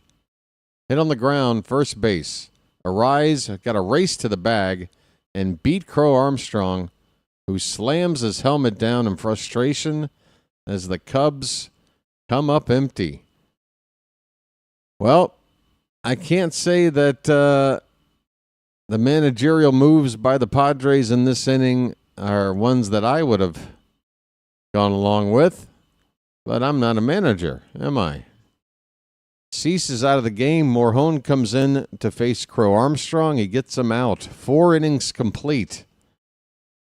But the Padres, they are using a lot of weapons early. They've already pinch hit for Gavin Sheets. Sheets is out of the game. Julio Iglesias, Jose Iglesias, he pinch hit. He's out of the ball game. Bryce Johnson now in left field, and now you got Cease out of the ball game, and that's just 4 innings of baseball. There's more than half a game to go. And these moves make you feel like you're maybe in the 8th inning right now.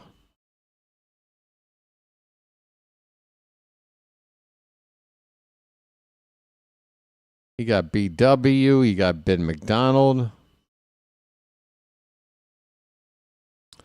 One sang backup for Michael Jackson and the other lost a nut. Sometimes you feel like a nut.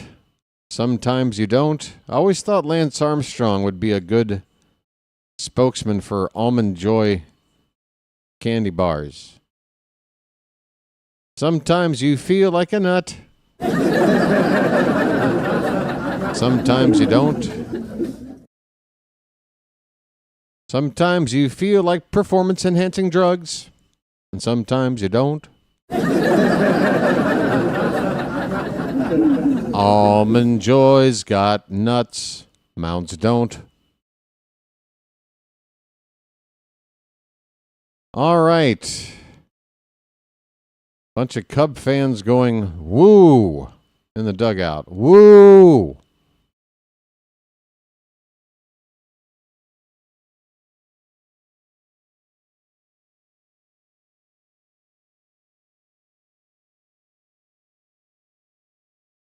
All right.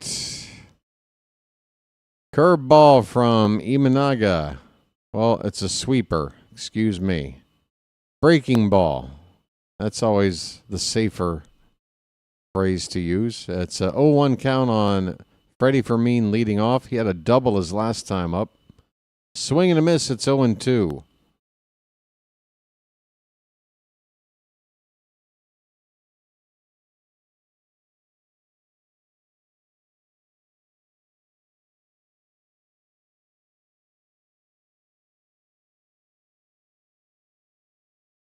The 0-2 pitch to Fermin. Check swing. It looks like he went, and he did. On the appeal, the first base ump rings up Fermin. That is a punch out number 3 for Imanaga. Well, y'all come back now, you hear? Well, y'all come back now, you hear? All right. Top of the order now, Tatis. He has scored the only run of this ball game. singling and scoring on a sac fly back in the first inning.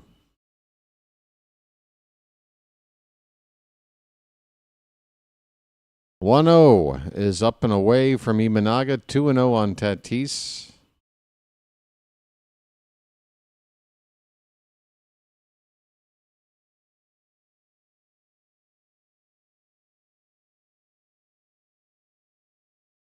The 2-0 is swung on and missed.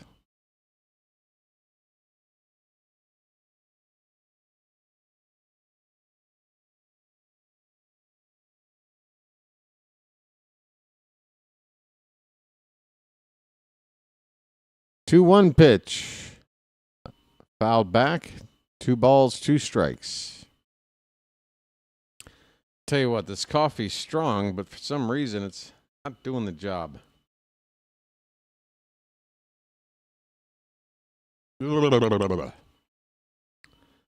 Mike Soroka is up, a right-hander for the Cubs in the bullpen. Here's a line drive foul, third base side. 2-2 on Tatis, leading off, 1 out in the top of the 5th.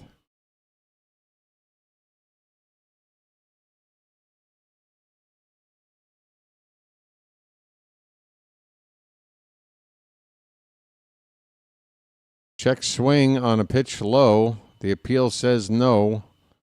Full count on Tatis.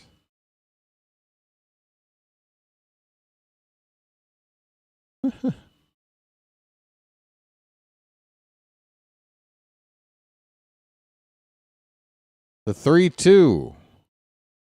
That's low. Another check swing. He didn't go. That is a walk. A 1-out walk to Tatis.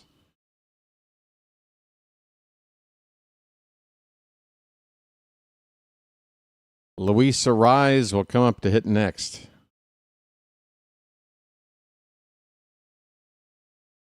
Seventh inning stretches in non-Oriole games don't have the same vibe, Carl. No cakes on the griddle here at Wrigley. First pitch strike to Luis Ariz. Imanaga up to 60 pitches on the day.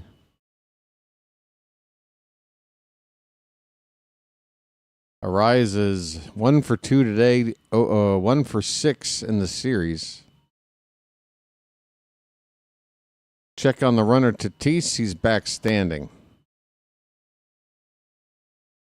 Padres were aggressive with their base running in the first inning. I would not be surprised to see Tatis go. A bunt is laid down, and Imanaga has only 1 play, as Ariz will be thrown out at first. Tatis moves up to second base with 2 down. And that sets up an RBI opportunity for Manny Machado. Yeah, you know me. Machado.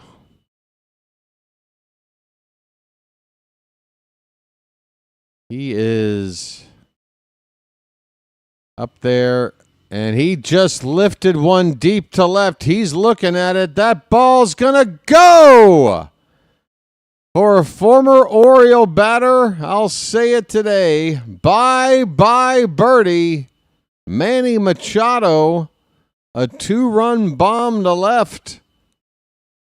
First home run of the series for San Diego. And the Padres have built a 3-0 lead here on the Cubs in the top of the 5th. A 2-out, 2-run homer that brings home Tatis. Manny hits the left field bleachers. And he nearly slipped going into the dugout right there. Good grief. Look out, Manny. Jackson Merrill line drive. That ball just fouled down the first base line.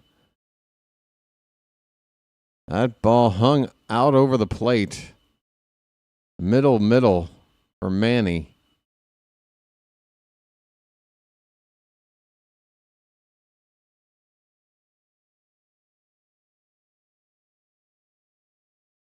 Three nothing Padres. Swing and a miss by Merrill. And the count 0-2.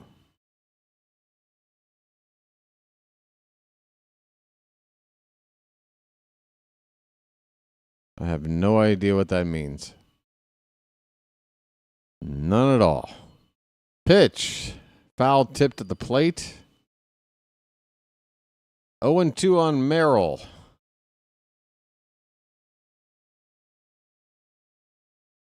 Tatis knew that ball was gone as soon as Machado swung.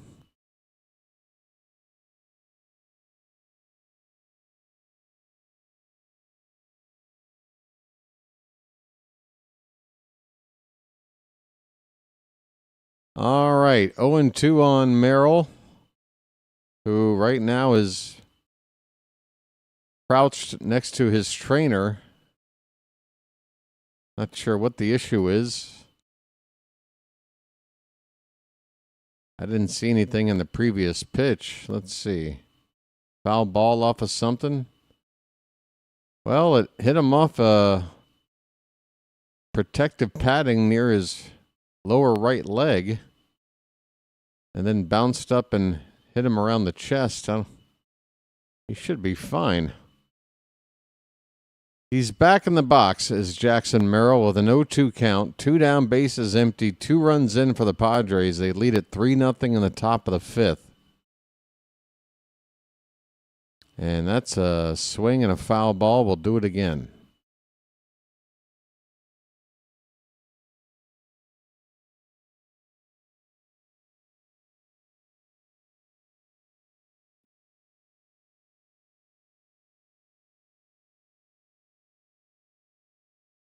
The 0-2 hit on the ground on the right side to first base. It'll be taken to the bag unassisted by Bush for the final out of the inning.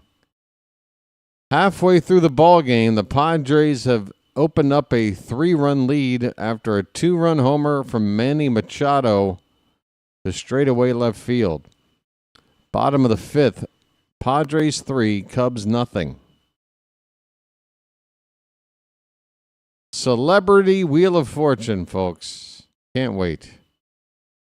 Let me watch some more ads. Hey, it's another ad for that Tim Allen show. Can't wait.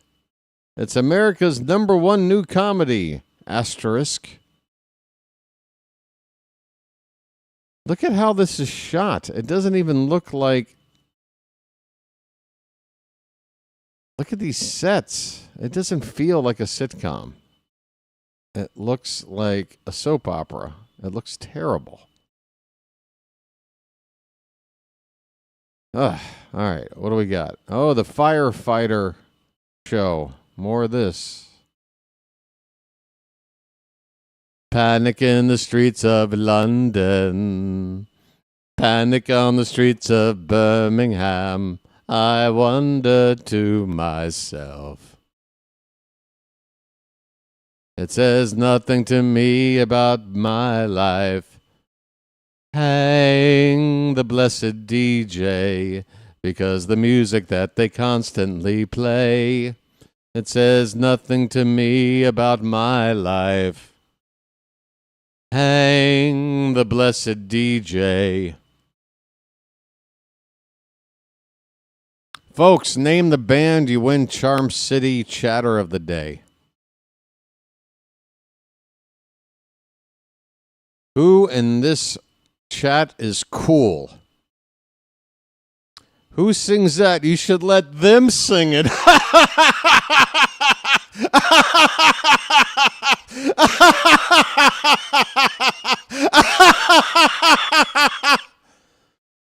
Yes, GP3, it's the Smiths. Well done.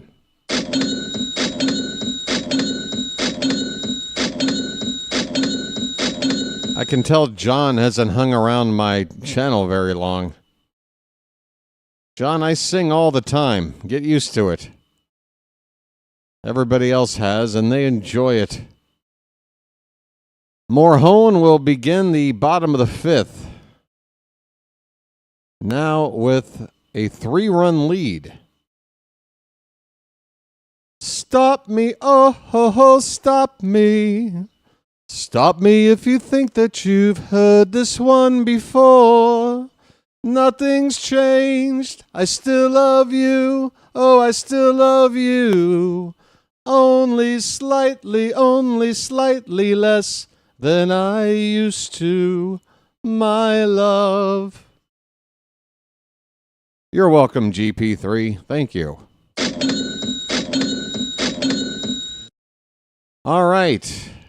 0-2 the count on Dansby Swanson. He's got a base hit today. That pitch is in the dirt. All right. 3-0 Padres, bottom of the fifth. 1-2 the count on Swanson. Base is empty. Morhone's pitch fouled away. Dylan Cease only went 3 1/3. Is that right? 3 2/3. So this bullpen is going to have to do a lot of work today for the Padres, but they got a 3-0 lead. There's a swing and a miss. Morhone strikes out Swanson for the first out in the bottom of the fifth.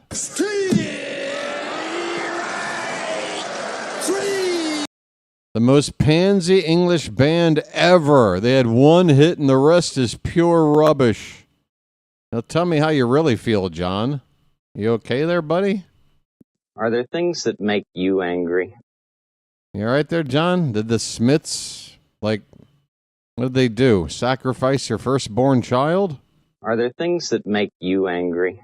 You okay there, buddy? Are there things that make you angry? Matt Shaw at the plate. The count is 1-0. 1 out, nobody on. The pitch hit on the ground toward third. Machado charges over to first in time. 2 outs. I hope they digest excrement and cease to exist. Well, John, the feeling is mutual. Why don't you take a break? Bye. Good grief, John. Are you okay, buddy? Are there things that make you angry? Are there things that make you angry? Well, whoever brought John over, thanks. Are there things that make you angry? You all right there, John? Hey, give me your address. I'm going to send you a Best of the Smiths record. I've got an extra copy. Are there things that make you angry? Michael Bush is at the plate. 2 down, nobody on. 1-0 pitch is in there for a strike. 1 ball, 1 strike on Bush. He is 0 for 2 today. He did draw a walk and got a hit in game 1. Lefty-lefty matchup. Could be the final batter here for Morhone. That pitch is fouled away. It's 1 ball, 2 strikes. You just knew that interaction with John was going to eventually go that way. I mean, the guy just sounded like he was looking for anything that he could possibly say. I don't know. Be controversial? Controversy. I say how I really feel. Do you? Or do you just say things that you think will garner more attention for yourself? I don't know. Tough call. 1 ball, 2 strikes on Bush. Pitch, check swing, pitch is high. They appeal it. He didn't go. The count is 2-2. Morhone asks for time as he needs to rub some mud off his cleats. And now the infield asking for time. They're coming in to talk to Morhone about something. Everybody's sprinting in toward the pitching mound. Kind of a strange look. What is this about?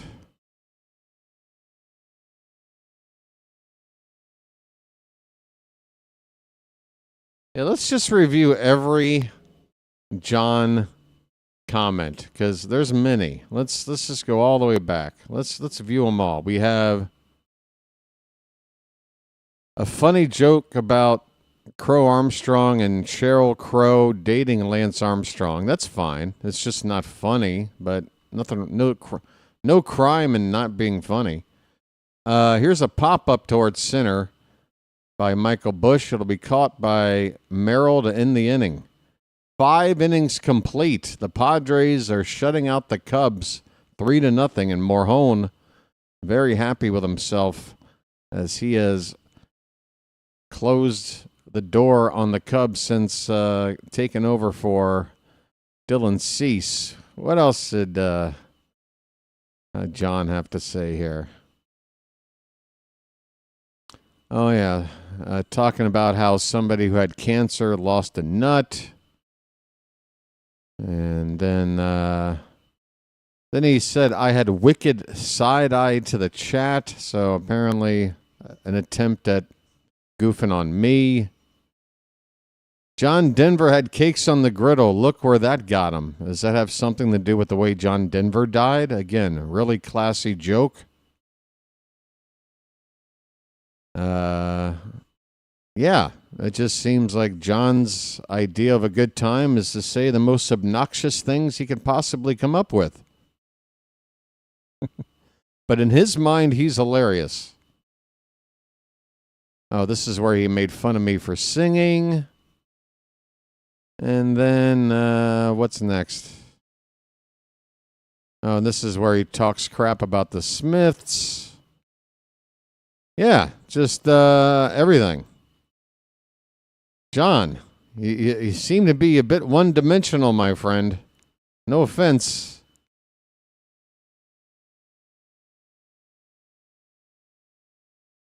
Right. Hey, folks, do me a favor.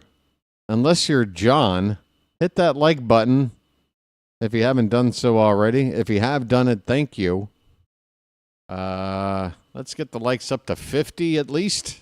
We're in the 40s. We got over 100 in game 1. I don't think we're going to get there today based on this pace. But you never know. Maybe we can get it up to 50 quick. I'll start to feel a little more optimistic. All right. The venue is Wrigley Field.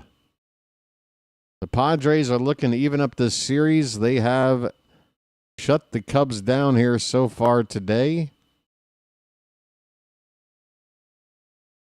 Caleb Teobar, a lefty reliever on now for the Cubbies. 2.64 ERA on the regular season.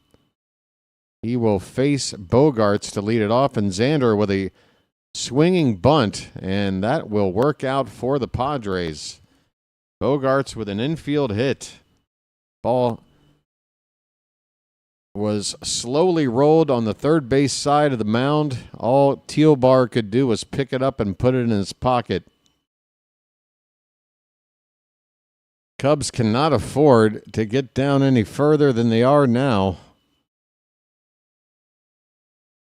And the Padres have the leadoff man on here in the top of the 6th. Ryan O'Hearn is up next. I bet Manny is glad he left Baltimore. Well, he did so about, 8 years ago? I mean, at this point, I think he's been with the Padres as long as he was with the Orioles. Ancient history. You know? Ryan O'Hearn, speaking of ex-Orioles, is due up next.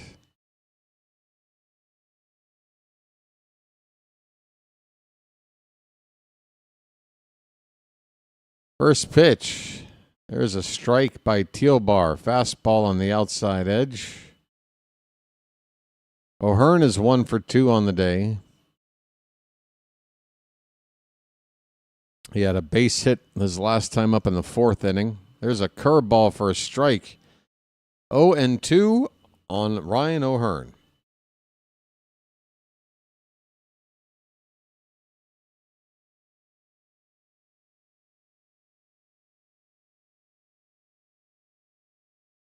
Fouled away. We'll do it again. Wow, it's not even 4 a.m. here yet, and I can hear the cockle-doodle-doo of the town rooster over here. Bro, the sun ain't coming up for about an hour and 45 minutes. What are you doing? 0-2 pitch, low and away, 1 ball, 2 strikes on O'Hearn.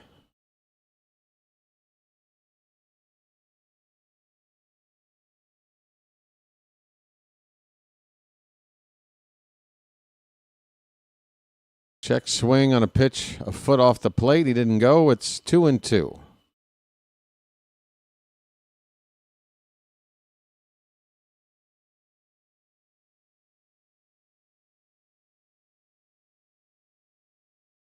Pitch. He lays off a curveball low. Full count.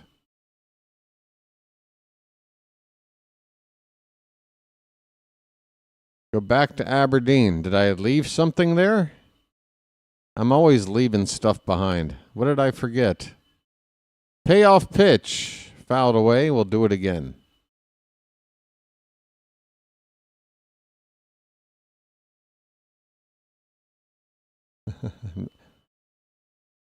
Some attempted insults I don't even understand. It's kind of hard to feel insulted when you don't understand the insult. But anyway, back to the drawing board, I guess. Check on the base runner. He's back standing. We got a full count, 1 out. Cubs are thinking runner at first will be off on this 3-2 pitch. And I tend to agree with him. Here comes the pitch. That is low, ball 4. Ryan O'Hearn takes a walk. I haven't had this button to play much today. I'm walking here. I'm walking here. Ryan O'Hearn, ex-Oriole, on base.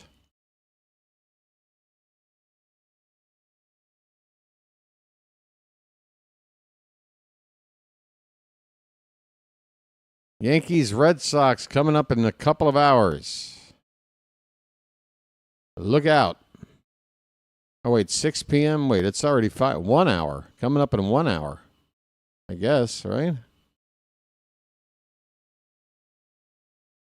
First pitch is a strike to Bryce Johnson. Is it Bryce? This guy came in to play left field after Gavin Sheets was lifted for a pinch hitter a couple innings ago. The infield is playing in for a bunt. Cubs defense playing in. Johnson squares around, but Tealbar, going into his delivery, stops and disengages. It is 0-1. The first baseman, Bush, way in. And now Johnson's going to swing it away on an 0-1 pitch and foul it off. It's 0-2.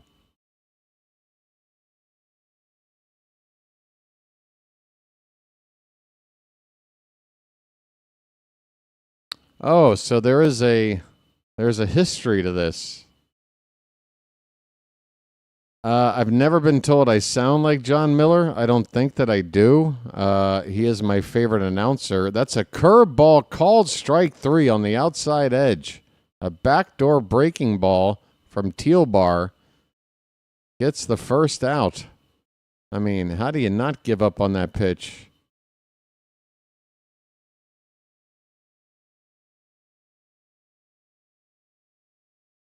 What a pitch right there to get the out. 1 away.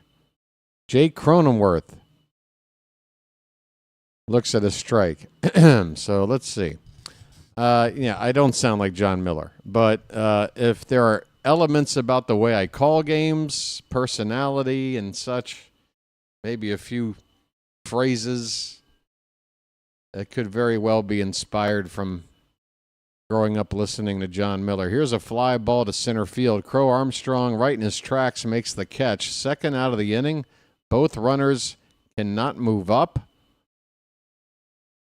So another out. Cronenworth flies out to center field.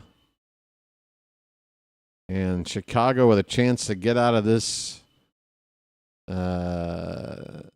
this jam here without any damage. Council's coming out to probably make a pitching change, and that's exactly what's up. Freddie Fermin is due up next. I would assume a right-hander is going to come in and replace the lefty Teal-Bar. Not sure who. We'll find out in a minute. All right, so at Camden Yards, when I lived in Baltimore, whenever the milkman, Cal's the milkman? Not Calzer. Cal Ripken? Whenever Cal struck out a guy that sat near me in the mezzanine, yelled, "Go back to Aberdeen, milkman." Why did he call Cal Ripken milkman? Am I missing a nickname that I never knew? I mean, Iron Man, sure. I thought we had our own milkman today. Oh, did Cal do one of those drink your milk ads back in the day? Milk, it does a body good or whatever. Okay, I can see that. I don't remember the ad, though. I must have missed that one.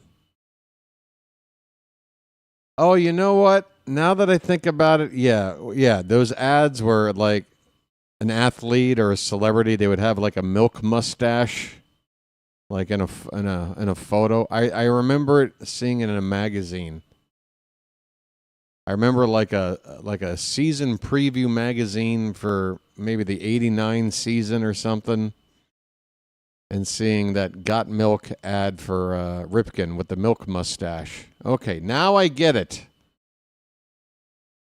But still, for a guy to but for somebody in a crowd to reference Cal as milkman, like, again, he wasn't the only athlete that did those ads.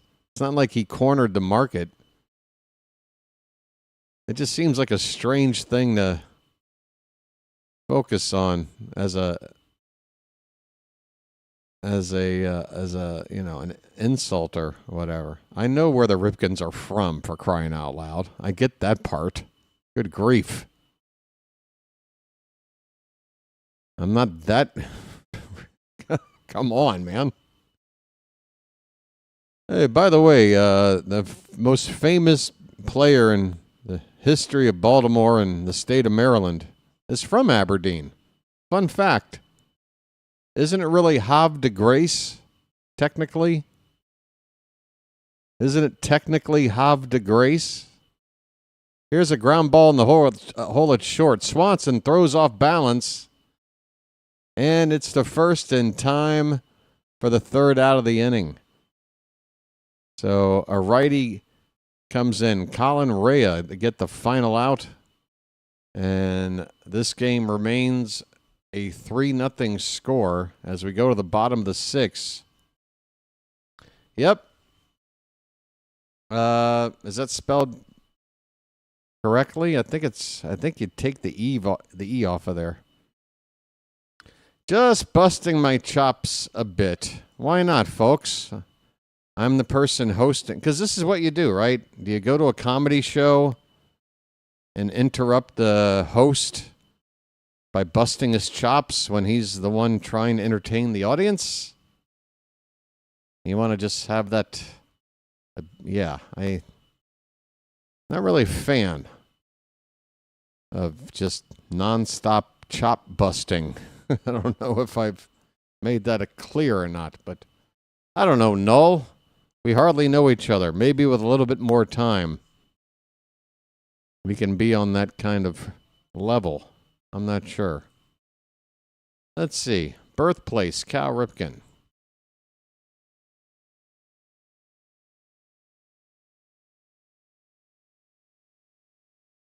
Yep, Havre de Grace. There you go. So you were wrong, Null. That's where he was born. Null Why are you spreading misinformation?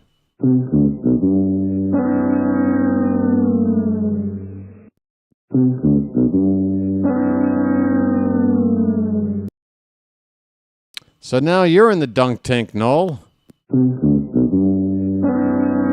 Just screwing up. Giving us false information. Lies.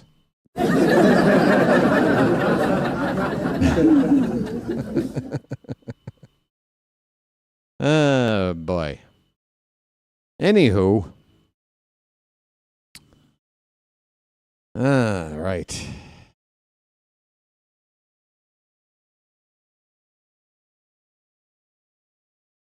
You said from. You didn't say lived. You said from. And from means born, unless you want to just start rewriting the English language.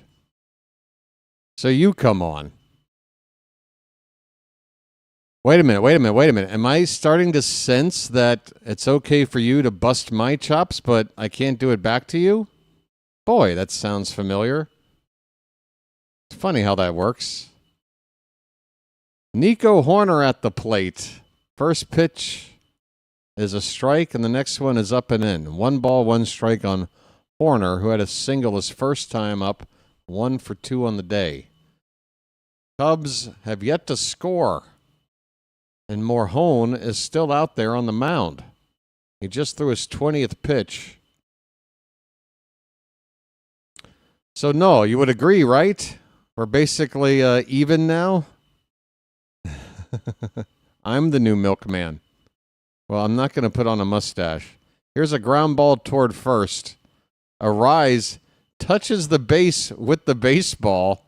What was that? Folks, if you're watching along, Luis Arise fields a grounder at first, goes to the bag. You would expect to tap with his foot, as is often what you do. But Arise said, you know what? I want a new way to get an out. I'm going to pick up the ball and touch the bag with the ball to get this out at first. That is interesting. Noel with a super chat. All right, well, if that ain't an olive branch, I don't know what is. Thank you, Noel. Orioles fan is the new milkman. Yeah, that ball bounced off the foot of Morhone over to first. Sorry, I forgot to mention that aspect of the play, but yes, it was a deflection to Arise, and Arise again took the ball to the bag and touched the base with the baseball. I've never seen that before, folks. Noel, again, folks, hit the like button on Noel's super chat, please. Let him know that we appreciate the support around here, even though Noel and I are busting each other's chops. But now we're all even, right, Noel? We're all even. We're just feeling each other out, just trying to figure out who the alpha male is around here. Who listens to Joe Rogan more? I don't know.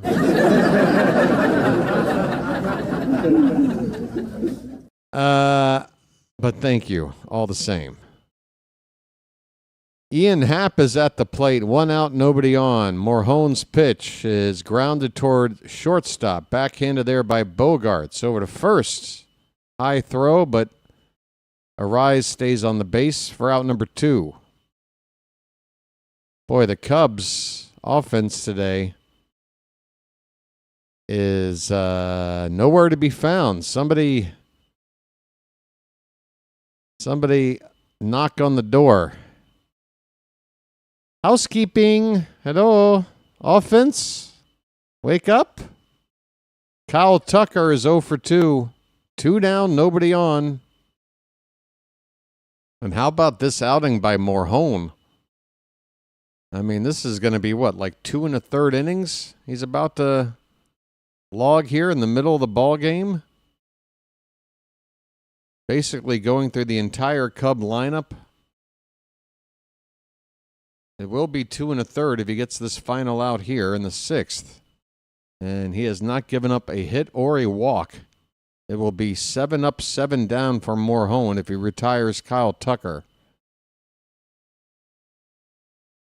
29th pitch. since coming on right here, and that is fouled away. The count is a ball and 2 strikes. And folks, the fever, the frenzy of the Cub fans that was ever present during the first few innings of this ball game, right now, these fans are very quiet, very still, and looking very, very worried about the state of this ball game.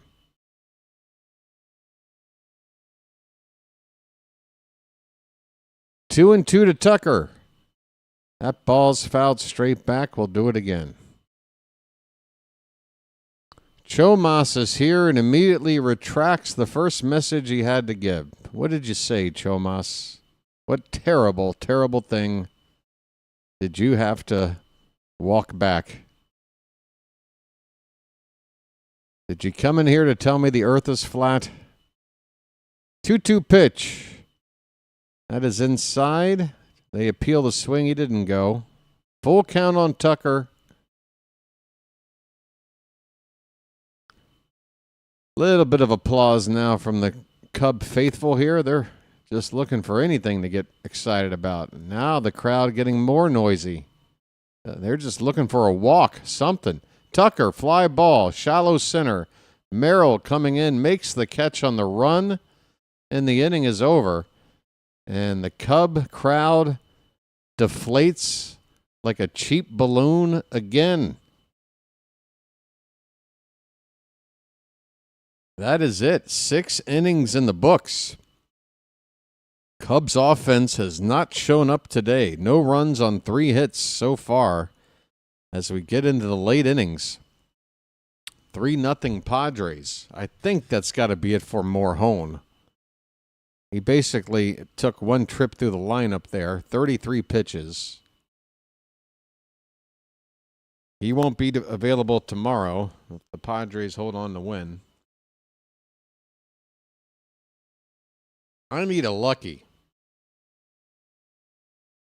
Hey, everybody, we're all going to get laid. This is my new favorite button, though, for antagonists in the chat. I just go for this. Are there things that make you angry? I love it.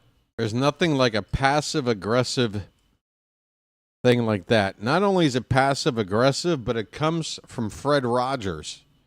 Are there things that make you angry? I mean, how do you respond to that? You can't. What are you gonna outdo Fred? Where is? Oh, here it is. BW After Hours. It's always after hours for me. Every ball game I call is somewhere between midnight and 6 o'clock in the morning. I'm a madman.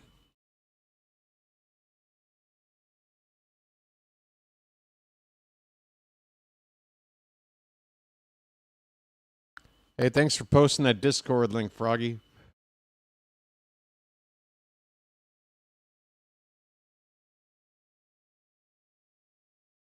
He's not paying attention. Folks, I just got in some breaking news here. According to the stats here on the page, John is the best husband any wife could possibly ask for. So if you happen to be named, I don't know, say, for example, Amanda, or a name like that. If your name is Amanda and you happen to be married to a guy named John, show that man some love. Tatis with a fly ball to right field. It'll be caught by Suzuki for out number 1 here in the top of the 7th. How did I do, John? Oh, wait. Shh. Shh. Does she know? Shh. What's up, Bobo? Luis Arise. By the way, Colin Reyes still on the mound for the Cubs after ending the 6th inning. First pitch strike to Arise. Well, John, I'm going to need some kind of feedback here. Did it work? Here's a ball hit to right. That ball is going to drop in front of Suzuki. He charged it at first, thinking about making a diving catch, thought better of it, allowed that ball to drop in front of him for a single. A 1-out single by Arise. Here comes Manny Machado. Last time up, he hit a 2-run bomb. Hey, William, how you doing? And thank you. Hello to Bobo as well. Swing and a miss. First pitch to Machado. Manny Machado. Macho Man. That's off the plate. 1-1 the count. Hey, everybody. Harry Carey coming at you here at Wrigley Field. The Cubbies are down 3-0. By the way, happy birthday to Virginia Cooper of Peoria, Illinois, celebrating her 98th birthday. Hey, Arnie, that's pretty old, isn't it?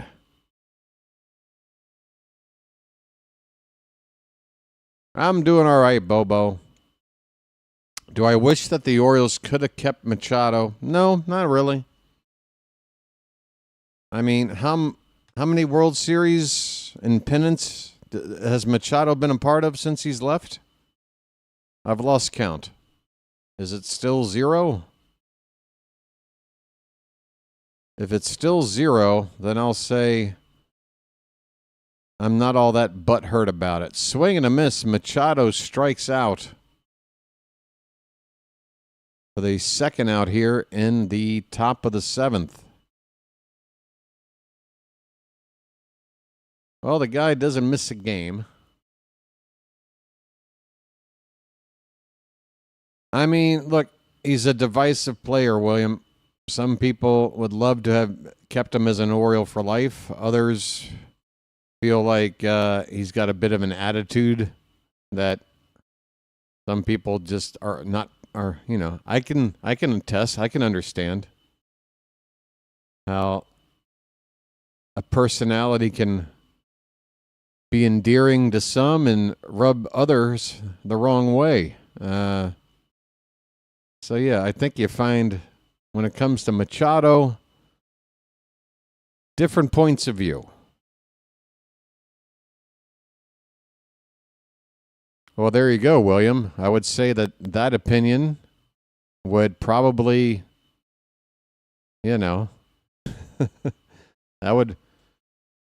that's all the case you need to make to say that you would have preferred him to be an Oriole for life. If you think he's the best third baseman in baseball, then yeah, you'd want him on your team. This ball's hit out to right field by Merrill. Suzuki will make the catch, and the inning is over. 7th inning stretch time in the north side of Chicago. At Wrigley Field, the Cubs are getting shut out. They are running out of time here. 3-0 Padres. I think Jose Ramirez is the best third baseman in baseball, but that's just me. Give me a switch hitter who hits 300, can steal you 30 bases, hit you 30 home runs, always hits in the clutch. Great attitude. I don't think anybody's going to sit here and debate me that Manny Machado has a better clubhouse attitude than Jose Ramirez. I don't think it's even close. Give me Jose Ramirez over Manny Machado. That's about where I'm coming from.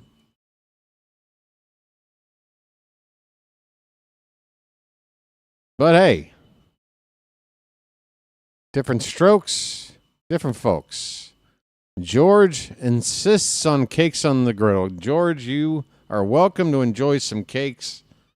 But that tradition is reserved for Oriole games only.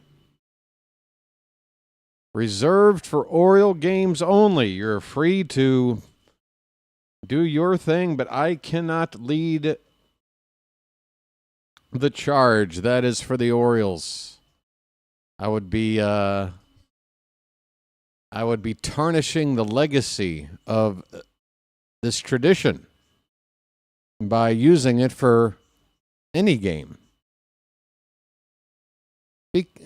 Mac, you got to understand. George, you got to understand. If we're at Wrigley Field right now, do you think they're playing Thank God I'm a Country Boy? Of course they're not. That's our song. Oriole games only. Oh, Mac saw the cakes and then got faked out. It's a cake fake. Mac got cake faked, folks.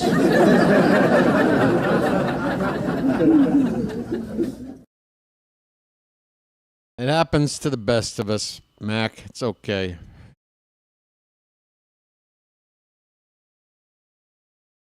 Hey, folks. Hello, Chomas. Again. Have we met before? Mason Miller is on for the second straight game with a 3-0 lead in the bottom of the 7th.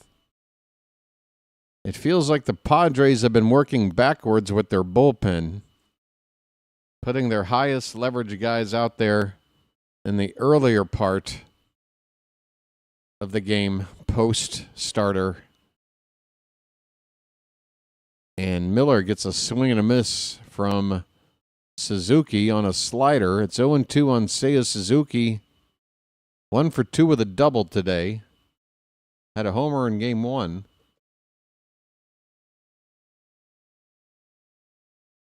Breaking ball outside. 1 ball and 2 strikes, and I just spilled coffee on a white shirt. Fantastic. 1-2 pitch in the dirt. 2-2. JJ, what's going on, buddy? Yep, the old cake fake, JJ. It's a tale as old as time. Mac bought into the cake fake. 2-2 pitch is high. Full count on Seiya Suzuki. How's your day going, JJ? That was an exciting game to call, I'm sure, with the Tigers and Guardians.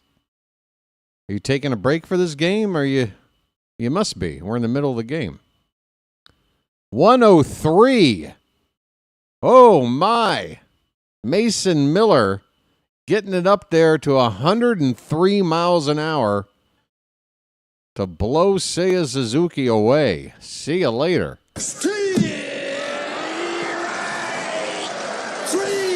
Well, y'all come back now, you hear? Hit the bricks, pal. You're done. You get nothing. You lose. Good day, sir. How about this? Peace, love, dope. Now get the hell out of here. Carson Kelly pops one up, and look at Arise go diving into the screen on the first base side. He does not come up with the baseball, but quite the effort from Arise. No concerns diving into the screen to try to catch that foul pop-up. It is 0-1 on Carson Kelly. Nope, just this game, Noel. I will leave it up to the 47 other YouTubers out there that'll be covering that game. Again, 103 on the gun from Miller. Swing and a miss by Kelly. It's 0-2. Mason Miller, even by his standards, is throwing some serious gas.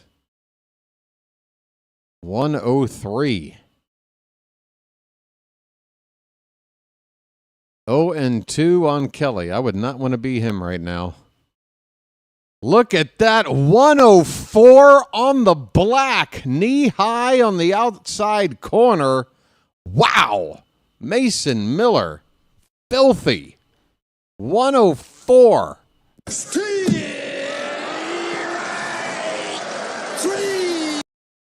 Good grief. And a nice frame job by Freddie Fermin just to be sure to get the call, but that one was right on the black. That was nasty. My goodness. Pete Crow Armstrong takes outside ball one. 2 down, nobody on for the Cubs. They are running out of outs. Swing and a miss at 103. And man, right now, nobody is touching Mason Miller. Man, when the Padres picked him up at the trade deadline, I was so jealous. 1-1 pitch. That is inside, 2-1.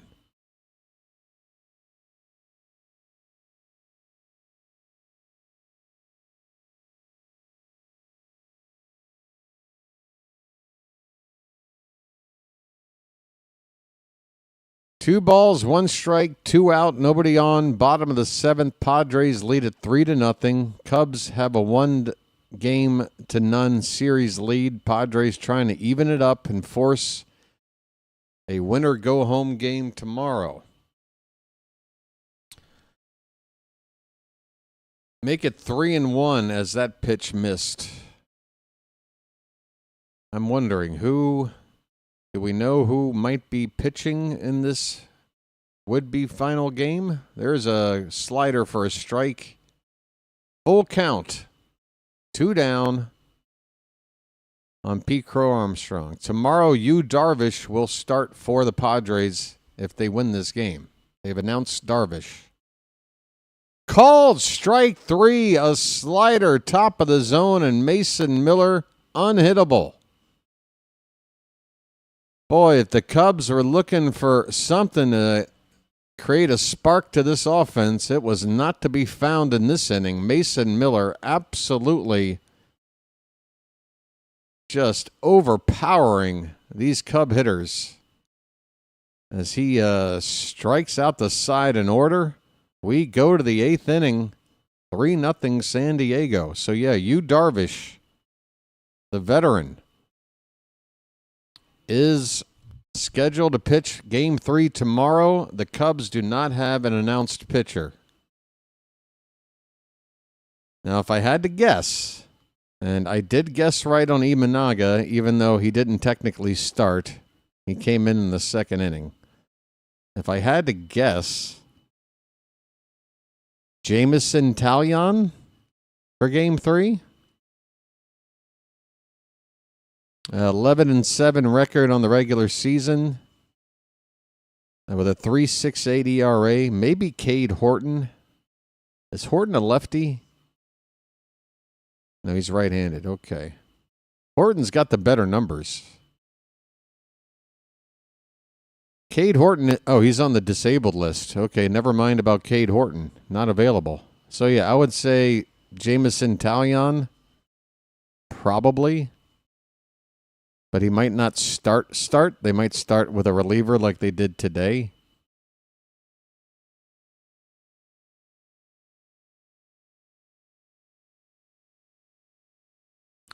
The Bulls are better than the Cubs. How exactly does one debate that? I'm not sure. Was any is that a popular debate? Hey, I'll be right back.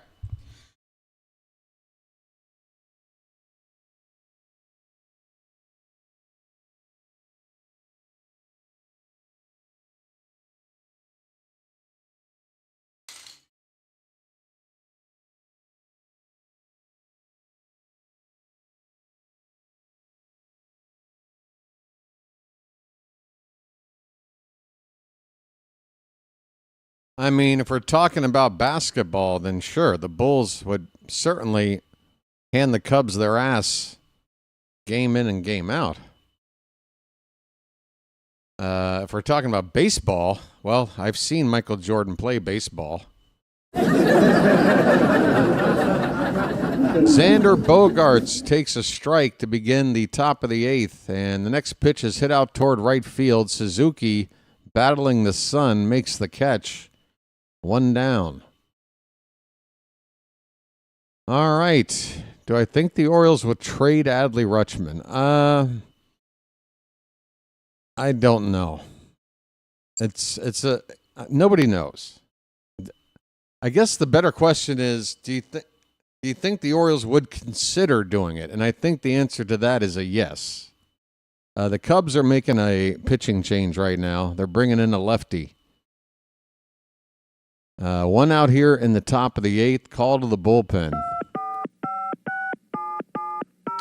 But a lot of things hinge on the timing of a trade. If we were to trade it, how other players are developing. Is Sammy Basayo, Basayo does appear to be the future at the catching position, but he's got a lot to work on defensively. I really believe that he's going to be a slugger at the plate, but he did wind up in a slump there in the final couple of weeks of the season. So he still has a lot to prove. Does Basayo to be an everyday player next year? Kobe Mayo, another situation. If Rutschman's going to get some reps at first base, we've got a log jam going on right now already with Ryan Mountcastle and Kobe Mayo kind of being sort of redundant. I don't think we need both of them. So if one of those guys gets traded, I would say less of a chance for Adley to get traded. And then the other thing is that Rutschman's stock is probably at an all-time low. Do you want to trade him now?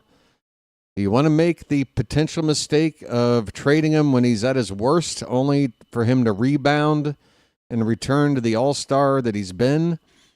And the return you get on that trade, you're just going to feel like you lost that trade, right?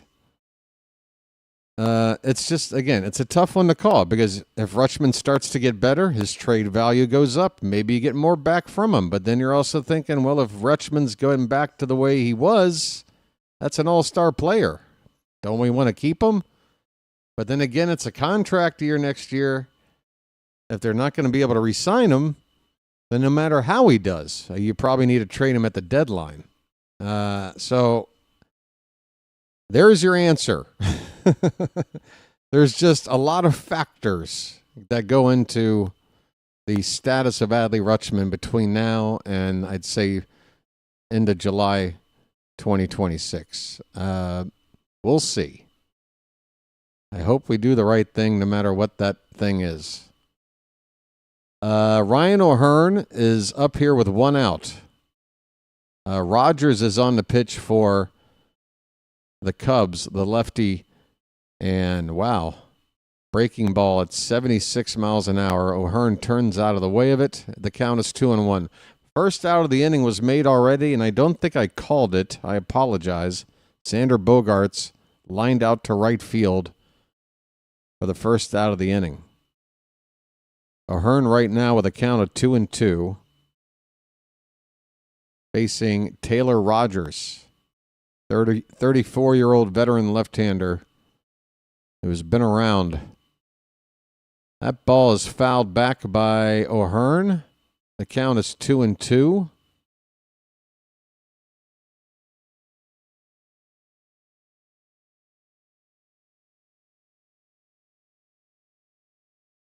One out, nobody on. Pitch. Hit on the ground towards second. Horner will pick it up and retire O'Hearn for the second out. Left-hand people are the Ned Flanders of America. Now, I'm going to need some sort of explanation of this. What is the correlation? What are ambidextrous people? I'm trying to think of another Simpsons character, but I haven't seen that show in like 25 years. The count is 1-0 on Johnson. He gets his second plate appearance since coming in to play left field for Gavin Sheets. 1-1 on Johnson. That's a breaking ball in there at 77 miles an hour. Strike two.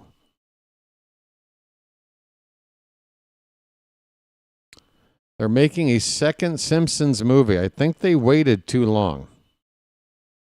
Oh, that's right. The Simpsons did have a left-handed store episode. I remember that. That was back during the early years. Here's a pop-up. Left center, caught by Pete Crow Armstrong for the final out.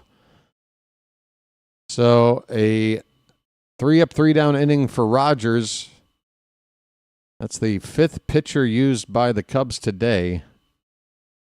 We're going to the bottom of the 8th inning. Yeah, I think a lot of people have left The Simpsons for a long time.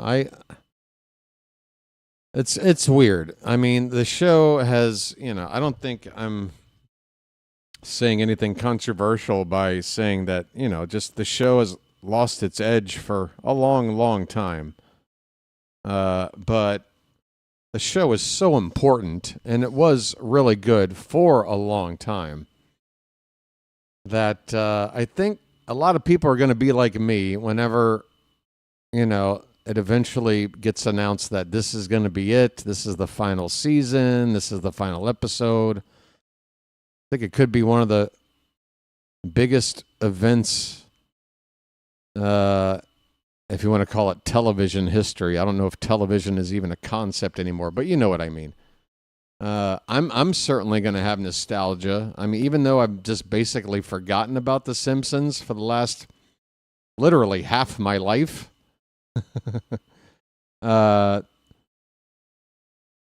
It's still, I mean, that show came on the air. I mean, first of all, Tracy Ullman show. I remember watching the crude cartoons of those early Simpsons on the Tracy Ullman show back in 87? I was 10 years old at the time. So for a show that started when I was 10 years old, and here I am about to turn 50, how do I not, on some level, whenever that final episode is announced, comes around, how do I not tune in? I will definitely be there. Anyway. Yeah, Simpsons was a very, very important show. It felt like about 10 years ago, I want to say, they were having some contract issues with the voice talent. There was some question whether or not the show would continue. I kind of wish they would have just stopped it then. I actually just watched a video about Julie Kavner, the voice of Marge Simpson. And I mean, folks, obviously the voice actors on that show are getting up there in years. And Julie, I mean, she can barely speak at this point. Dansby Swanson looks at ball one to begin the bottom of the 8th. Mason Miller out there to pitch another inning. And I tell you what, the Padres, they are doing everything they can to guarantee a split of these first 2 games and force a game 3. Miller has faced 6 batters the past 2 days and struck them all out. And he's looking for victim number 7 right now as this pitch is fouled away. It's 1-2 on Dansby Swanson. If Miller makes it 7 for 7 with strikeouts right here, I'm going to start getting pretty hyped. Pitch. Ooh, look out. That pitch up and in.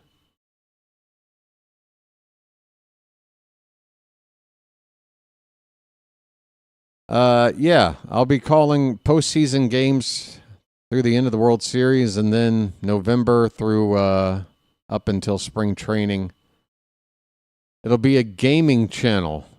Laid back stuff, but I'm going to take over the Orioles franchise and guide them through my version of a 2026 season. I get to call the shots. I'll make the trades. I'll decide which free agents to go after. I'll decide which players to cut, who to send up and send down from the farm. I'll set the lineups.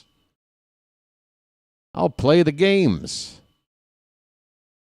And then we'll see who's better, Mike Elias or me. Swing and a miss. Another victim.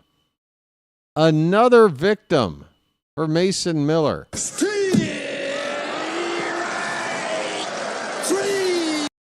7 batters faced in the last 24 hours, 7 strikeouts.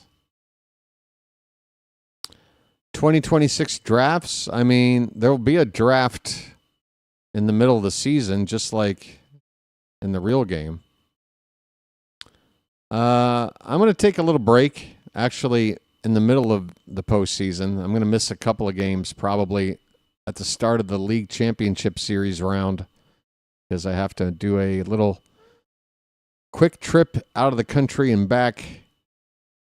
Other than that, yeah, I'm going to call some postseason games. There'll be some days off in there built in, I'm sure, once these series get down to the championship series. And then a little time off after that, and then start up the gaming stuff, which I think will be 5 nights a week. So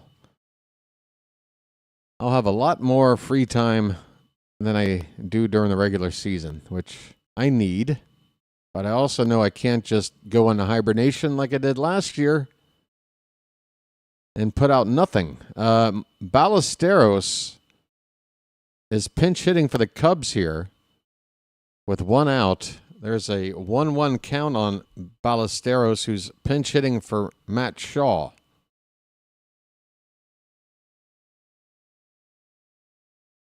Swing and a miss at a pitch at 103 for Mason Miller. The count 1-2.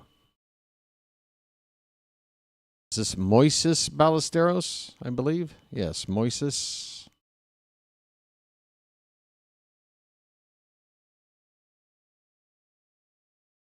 One ball, 2 strikes, 1 out, nobody on, bottom of the 8th. Padres looking to shut the Cubs out. Swing and a miss. 8 for 8 for Mason Miller.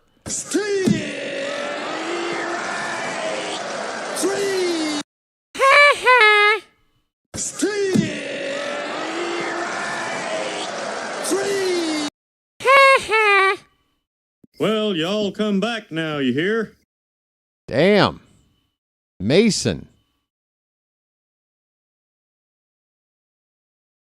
Michael Busch trying to avoid becoming victim number 9. 8 batters faced, 8 strikeouts for Mason Miller between yesterday and today. Unbelievable. That pitch almost hit Busch. In fact, it did. Wow. So that's how this streak ends. A pitch grazing Michael Busch on the leg will give him first base.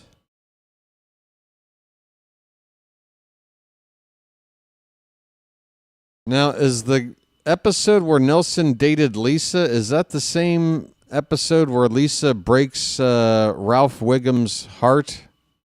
Or not Ralph Wiggum, whatever, the kid? You got Chief Wiggum, Mason Miller being taken out of the game right now on 27 pitches. 2 down with a runner at first in the top of the 8th. That's a different episode. Okay. That's one of my all-time moments when Bart is showing Lisa a replay of the precise moment in which he breaks Wiggum's heart. And you just see this like slow motion, like, It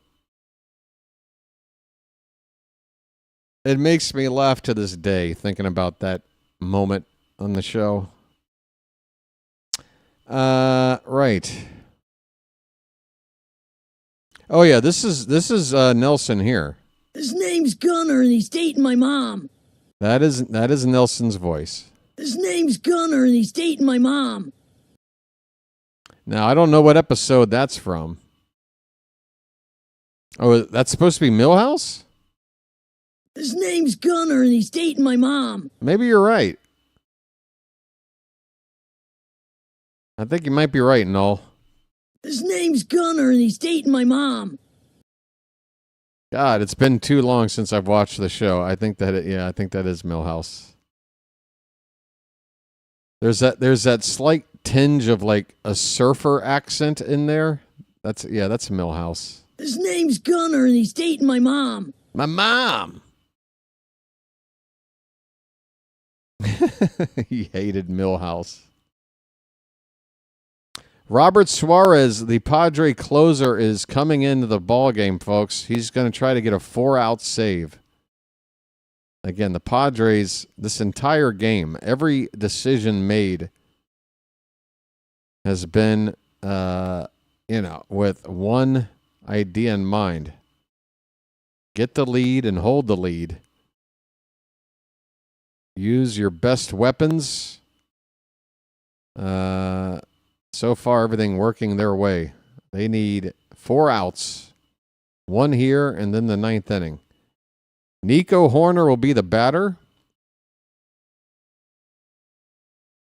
If he gets on base, it would get Ian Happ up to the plate as the tying run. Horner, first pitch swinging, fouls it away. Robert Suarez, brother of our boy Albert.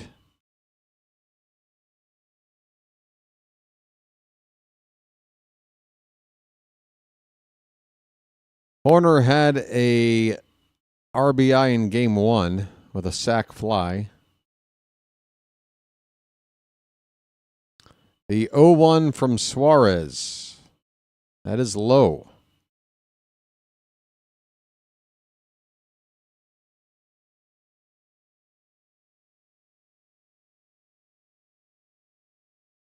Hiya, kids. I'm more of a Sideshow Bob guy myself. 1-1 pitch. That ball's hit to right. That ball could get down. No, it's a leaping grab by Tatis on the run. In the harsh sunlight down the right field corner here at Wrigley Field. High fives from teammates. Tatis on a sprint and a little bunny hop to make that catch on the run. The Padres are 3 outs away from tying this series up. We are going to the 9th inning, 3-0 San Diego. Hey, folks, 9th inning is coming up. Please do me a favor. If you haven't done it already, hit the like button. Subscribe if you're new to the channel. Yeah. Might be a small turnout today, but it really is small. I'm not even sure if I'm going to break 1,000 views. It really is almost precisely half the turnout from yesterday. That's not good. Honestly, if this was the turnout for game 1, I don't know if I would have called a game 2.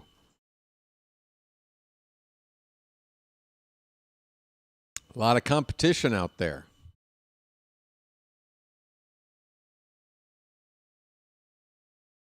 Simpsons trivia night. I would do terrible. I did buy a Simpsons Lego house. I have been out of America now for 10 years, but in the last few months I was still living in the States. I don't know why. Something must have happened where I normally don't splurge and buy things that are kind of pricey, but I saw that there was a Simpsons Lego house, a Lego Simpsons house, and I was like, I gotta have it. I want to build that. I just want to enjoy putting it together, and then have it sitting there on my desk and be able to play around with it. And I bought that sucker. It was not cheap. Took me about a day and a half to put it together. And that house is now sitting in somebody's attic for the last 10 years. I only got a few months to enjoy that thing. Couldn't take it out here with me. All right. Rogers continues to pitch for the Cubs. Top of the 9th. Jake Cronenworth, lefty on lefty here. And with a couple of righties due up after, this might be a one-batter situation for Rogers.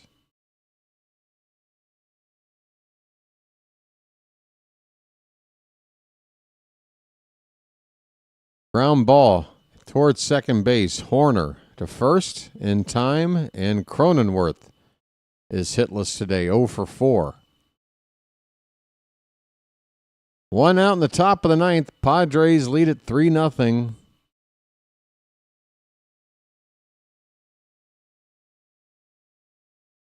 And as I had alluded to, the Cubs will make a change with right-handers coming up.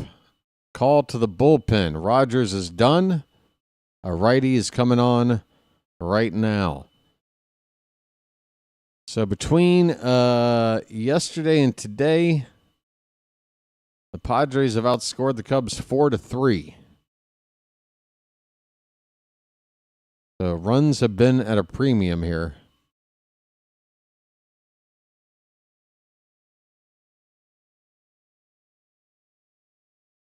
Other than the Machado 2-run homer in the 5th, no team has put up a run on the board since the single run in the top of the 1st on a sac fly. That's it. A sac fly in the 1st, a 2-run homer by Machado in the 5th. That is the offense. Kevin Brown wearing an actual suit. Kevin, and Ben, look at Kevin and Ben all dressed up snazzier than usual for this nationally televised game. Come on, guys. Why are you getting all fancy on me?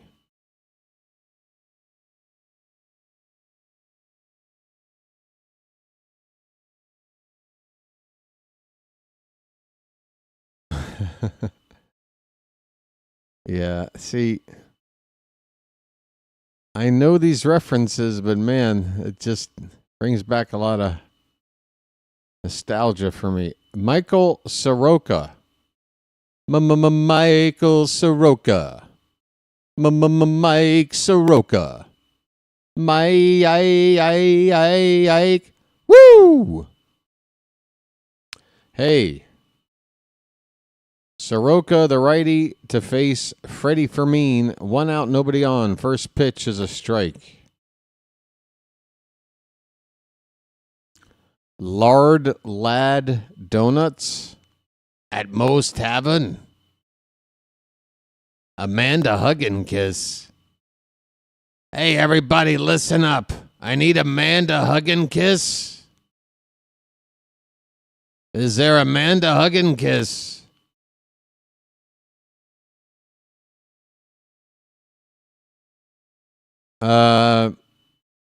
Definitely Carl. Carl was the chillest. Carl was zen.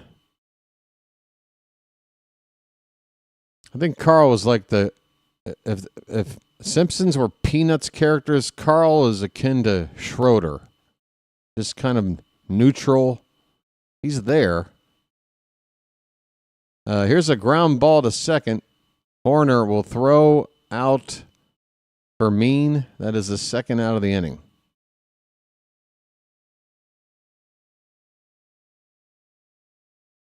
Mike Roch. Has anyone seen Mike Roch? Come on, guys. Is there a Mike Roch here? Tatis. First pitch swinging. A big chopper to short. Swanson handles over to first in time. And the Padres go 1-2-3 in the top of the ninth. Cubs are coming up with their 3-4-5 hitters. Happ, Tucker, and Suzuki. They're trailing by 3 as we go to the bottom of the ninth. Folks, it's looking like BW is going to be around to call Game 3 tomorrow. Like it or not. Wow, and this stream has already gone over the 3-hour mark? This game's longer than yesterday's? It doesn't feel like it. IP free. First of all, if anybody is going to not catch on to... Come on, who goes by the initials IP? Nobody ever. If you can't pick up on IP Freely, that's just your fault. Some of the names are clever enough where I can understand getting fooled. You know? I get it. But IP Freely is just, come on. See more butts.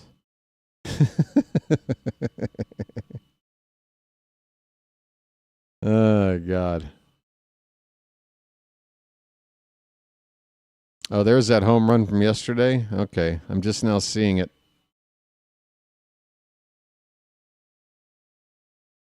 Bo Naylor. I hardly know her. Hey, there's Brian Bayo making his way out of the bullpen. Red Sox, Yankees getting started in about 12 minutes. Is there a homer? You see, I don't think... Why? That's not a last name. Sexual is just not a last name. It's got to be a little more subtle than that, Vonnie. You got the first half, I guess.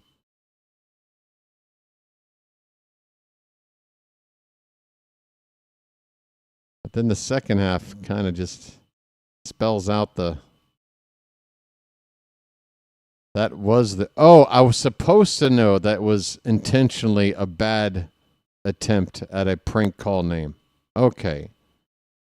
So that had several layers going on, Vonnie, is what you're trying to tell me.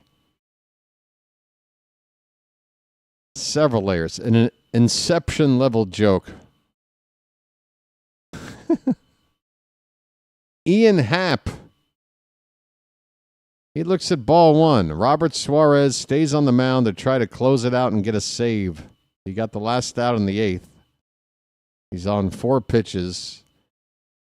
And pitch 2 to Happ is low. It's 2-0. Crowd starting to applaud. Seeing this leadoff hitter get a 2-0 count. They're looking for anything to get some momentum. The Cubs away. That's 100 miles an hour right down the gut for strike one. Happ is 0 for 3.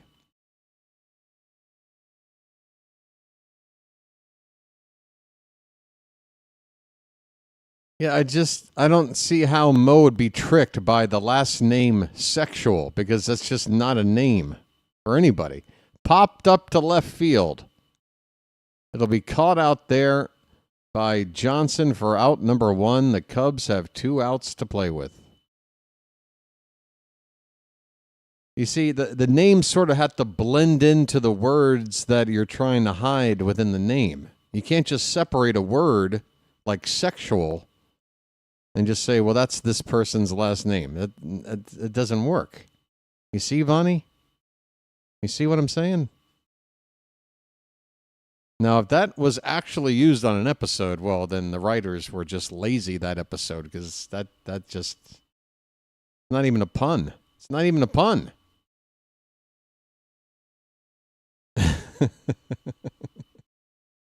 1-0 to Tucker. Swing and a miss. It was from an older episode. Well, I got to admit, the writers on that one can't win them all. That sounded like a pretty lazy one to me. That ball's hit hard into right field. That's down for a single. Kyle Tucker. Cubs need base runners. They have one.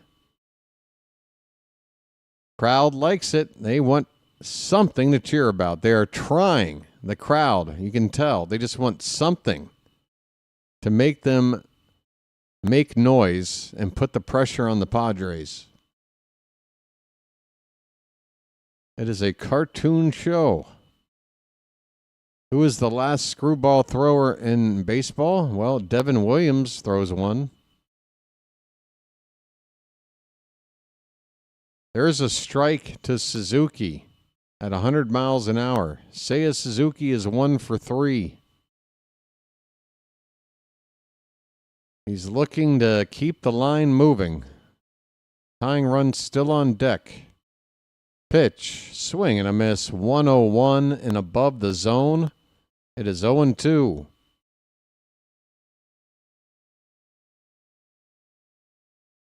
There's an episode where Bart changed the lyrics to Inagata Davida back to what they were supposed to be. I don't remember that, but that sounds funny. A little iron butterfly humor. That pitch is high. 1 ball, 2 strikes. Yeah, like seasons 1 and 2, like I know like the back of my hand. And then maybe 3, 4, and 5 I know well, but probably didn't watch repeated times as much.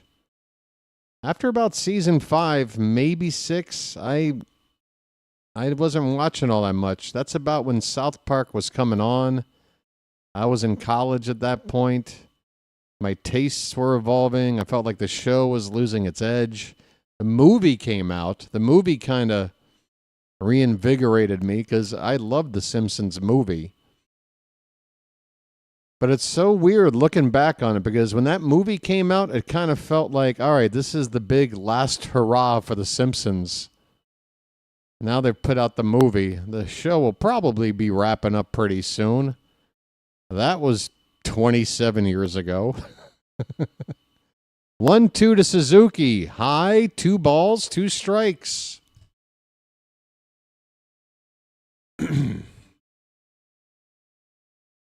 2 balls, 2 strikes.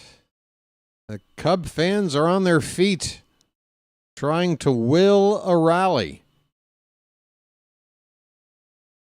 You got to give it to the fans. They're doing everything they can.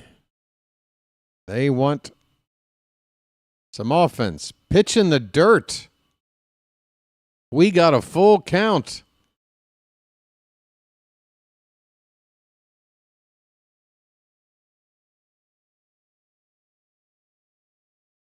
Cub fans going nuts.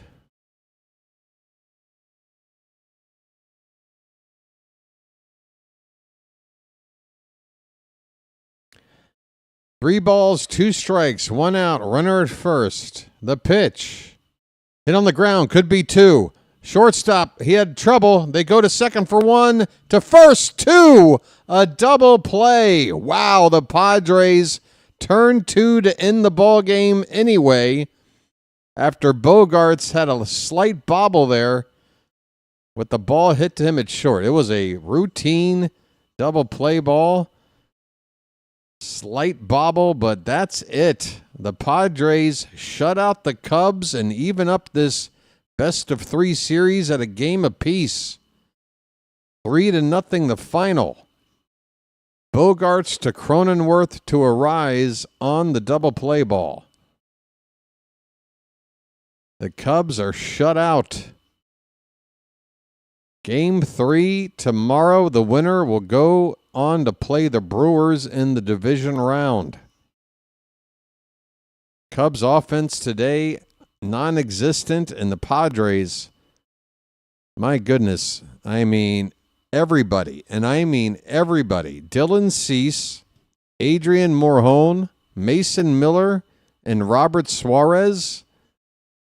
All 4 Padre pitchers today came out there and pitched lights out. I mean, nasty stuff.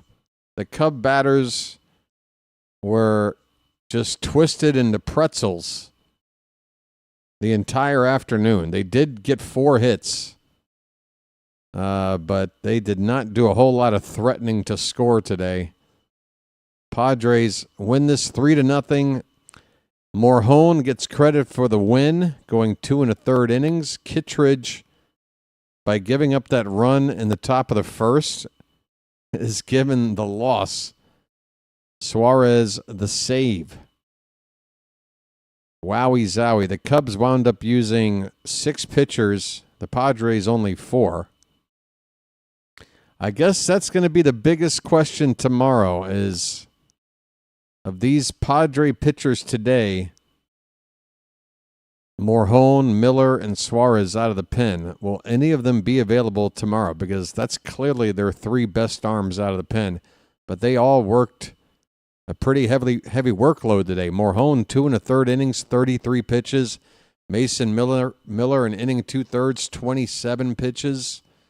And then Suarez had to go an inning and a third himself. 18 pitches. I would say maybe you can go to him tomorrow, but like Mason Miller, after pitching 2 days in a row, 27 pitches today, I don't think you can call on him tomorrow. Same with Morhone. Those guys are probably not going to be available. That's going to be the price you pay for what the Padres did to make sure. But you got to do what you got to do. I absolutely stand by the way the Padres handled this game today. You felt it in the very first inning with that rally to get that first run, that they were doing everything they could to win this game. Bunts, stolen bases, a double steal in there today, a pinch hitting opportunity early in the ball game. Gavin Sheets got pinch hit for in the fourth inning. It didn't work out, but it was just another example of how the Padres were, throwing away the conventional playbook and doing whatever it took, they felt, to win this game and level up this series.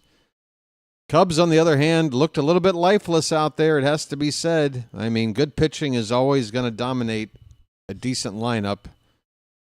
It's just going to be a matter of how they respond tomorrow against Yu Darvish. And Yu Darvish, folks, while he's had a very solid career, a very decorated pitcher, Darvish's numbers this season have not been all that impressive. In fact, let me bring up his numbers right now. If I can click on it.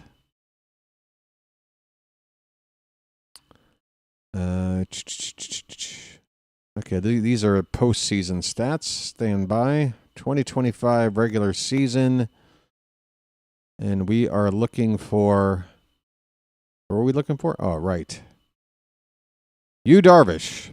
He made 15 starts this season, so about half a season's worth of work. Went 5-5. But here's the problem. A 5.38 ERA for Darvish, which for him is very much not his kind of normal ERA. It has to be said, though, it looks like he's had some tough luck. The whip is still pretty strong at 1.18. So not a whole lot of base runners. Pretty good. Solid, maybe not spectacular on the whip, but the ERA well over 5. Yeah. The Cubs do not have a starter announced for this final game tomorrow.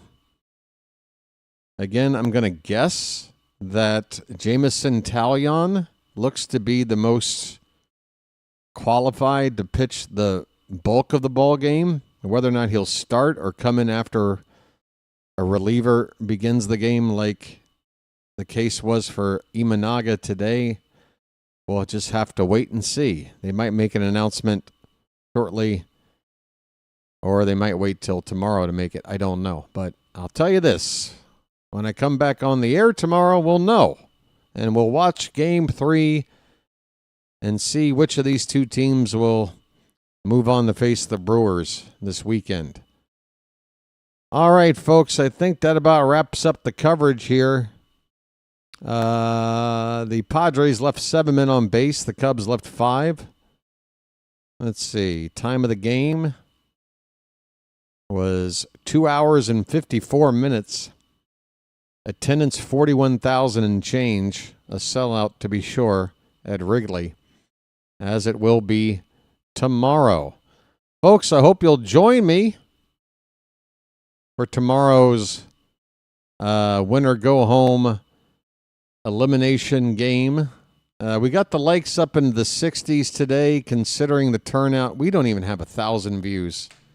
I don't even have 1,000 views on this game. Wow. That's rough. But I'll say this. The average view duration is up. So less people have clicked on my game today, but the ones who have stuck around a lot longer than the ones yesterday. So maybe yesterday's view count is a bit of a what do you call it? A mirage. I'd rather have a smaller turnout, but people stay. That's better, right? Okay. We're still talking Simpsons? Okay, we're done. I think we're done. After 5 a.m. over here. I'm going to take a nap before the sun comes up and get some rest in before tomorrow's finale. Hope to see you then, folks. So, yeah, the Red Sox and the Yankees are just now getting started, and I know that multiple colleagues of mine are certainly covering this game. Which one I send my audience to, I don't know. This is a tough decision. JJ sent people my way earlier. I feel like it's only correct to send people back. Although he said today was Yom Kippur, so he's not streaming, but I thought he was earlier. Or I guess it's after sunset kind of a situation. What are you doing, JJ? Help me out.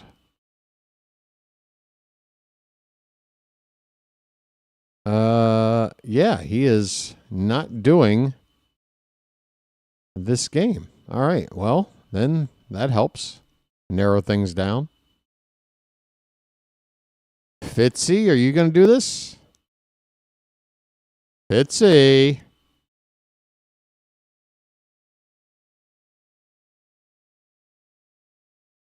Sorry, folks, I'm just doing a little bit of snooping. I'm snooping around. Okay. Looks like Thomas Fitzpatrick is going to be the lucky recipient of whoever is left in this chat room right now. He is calling the Yankees in the Red Sox. I tuned in for the final out of that game last night. Happy to see the Yankees lose. So maybe it's a good luck place to be. All right, that does it for me, folks. Excuse me. Thank you for hanging out today and supporting the channel any which way. Thanks to the mods for keeping the chat nice and charming. And, yeah, thanks for everything, everybody. I'm done. See you tomorrow for Game 3. Until then, this has been the Birdwatcher, and I will chirp at you later, folks. Padres even up the series. Third and final deciding game tomorrow against the Cubs. See you then. On now to Thomas Fitzpatrick. Goodbye, everybody.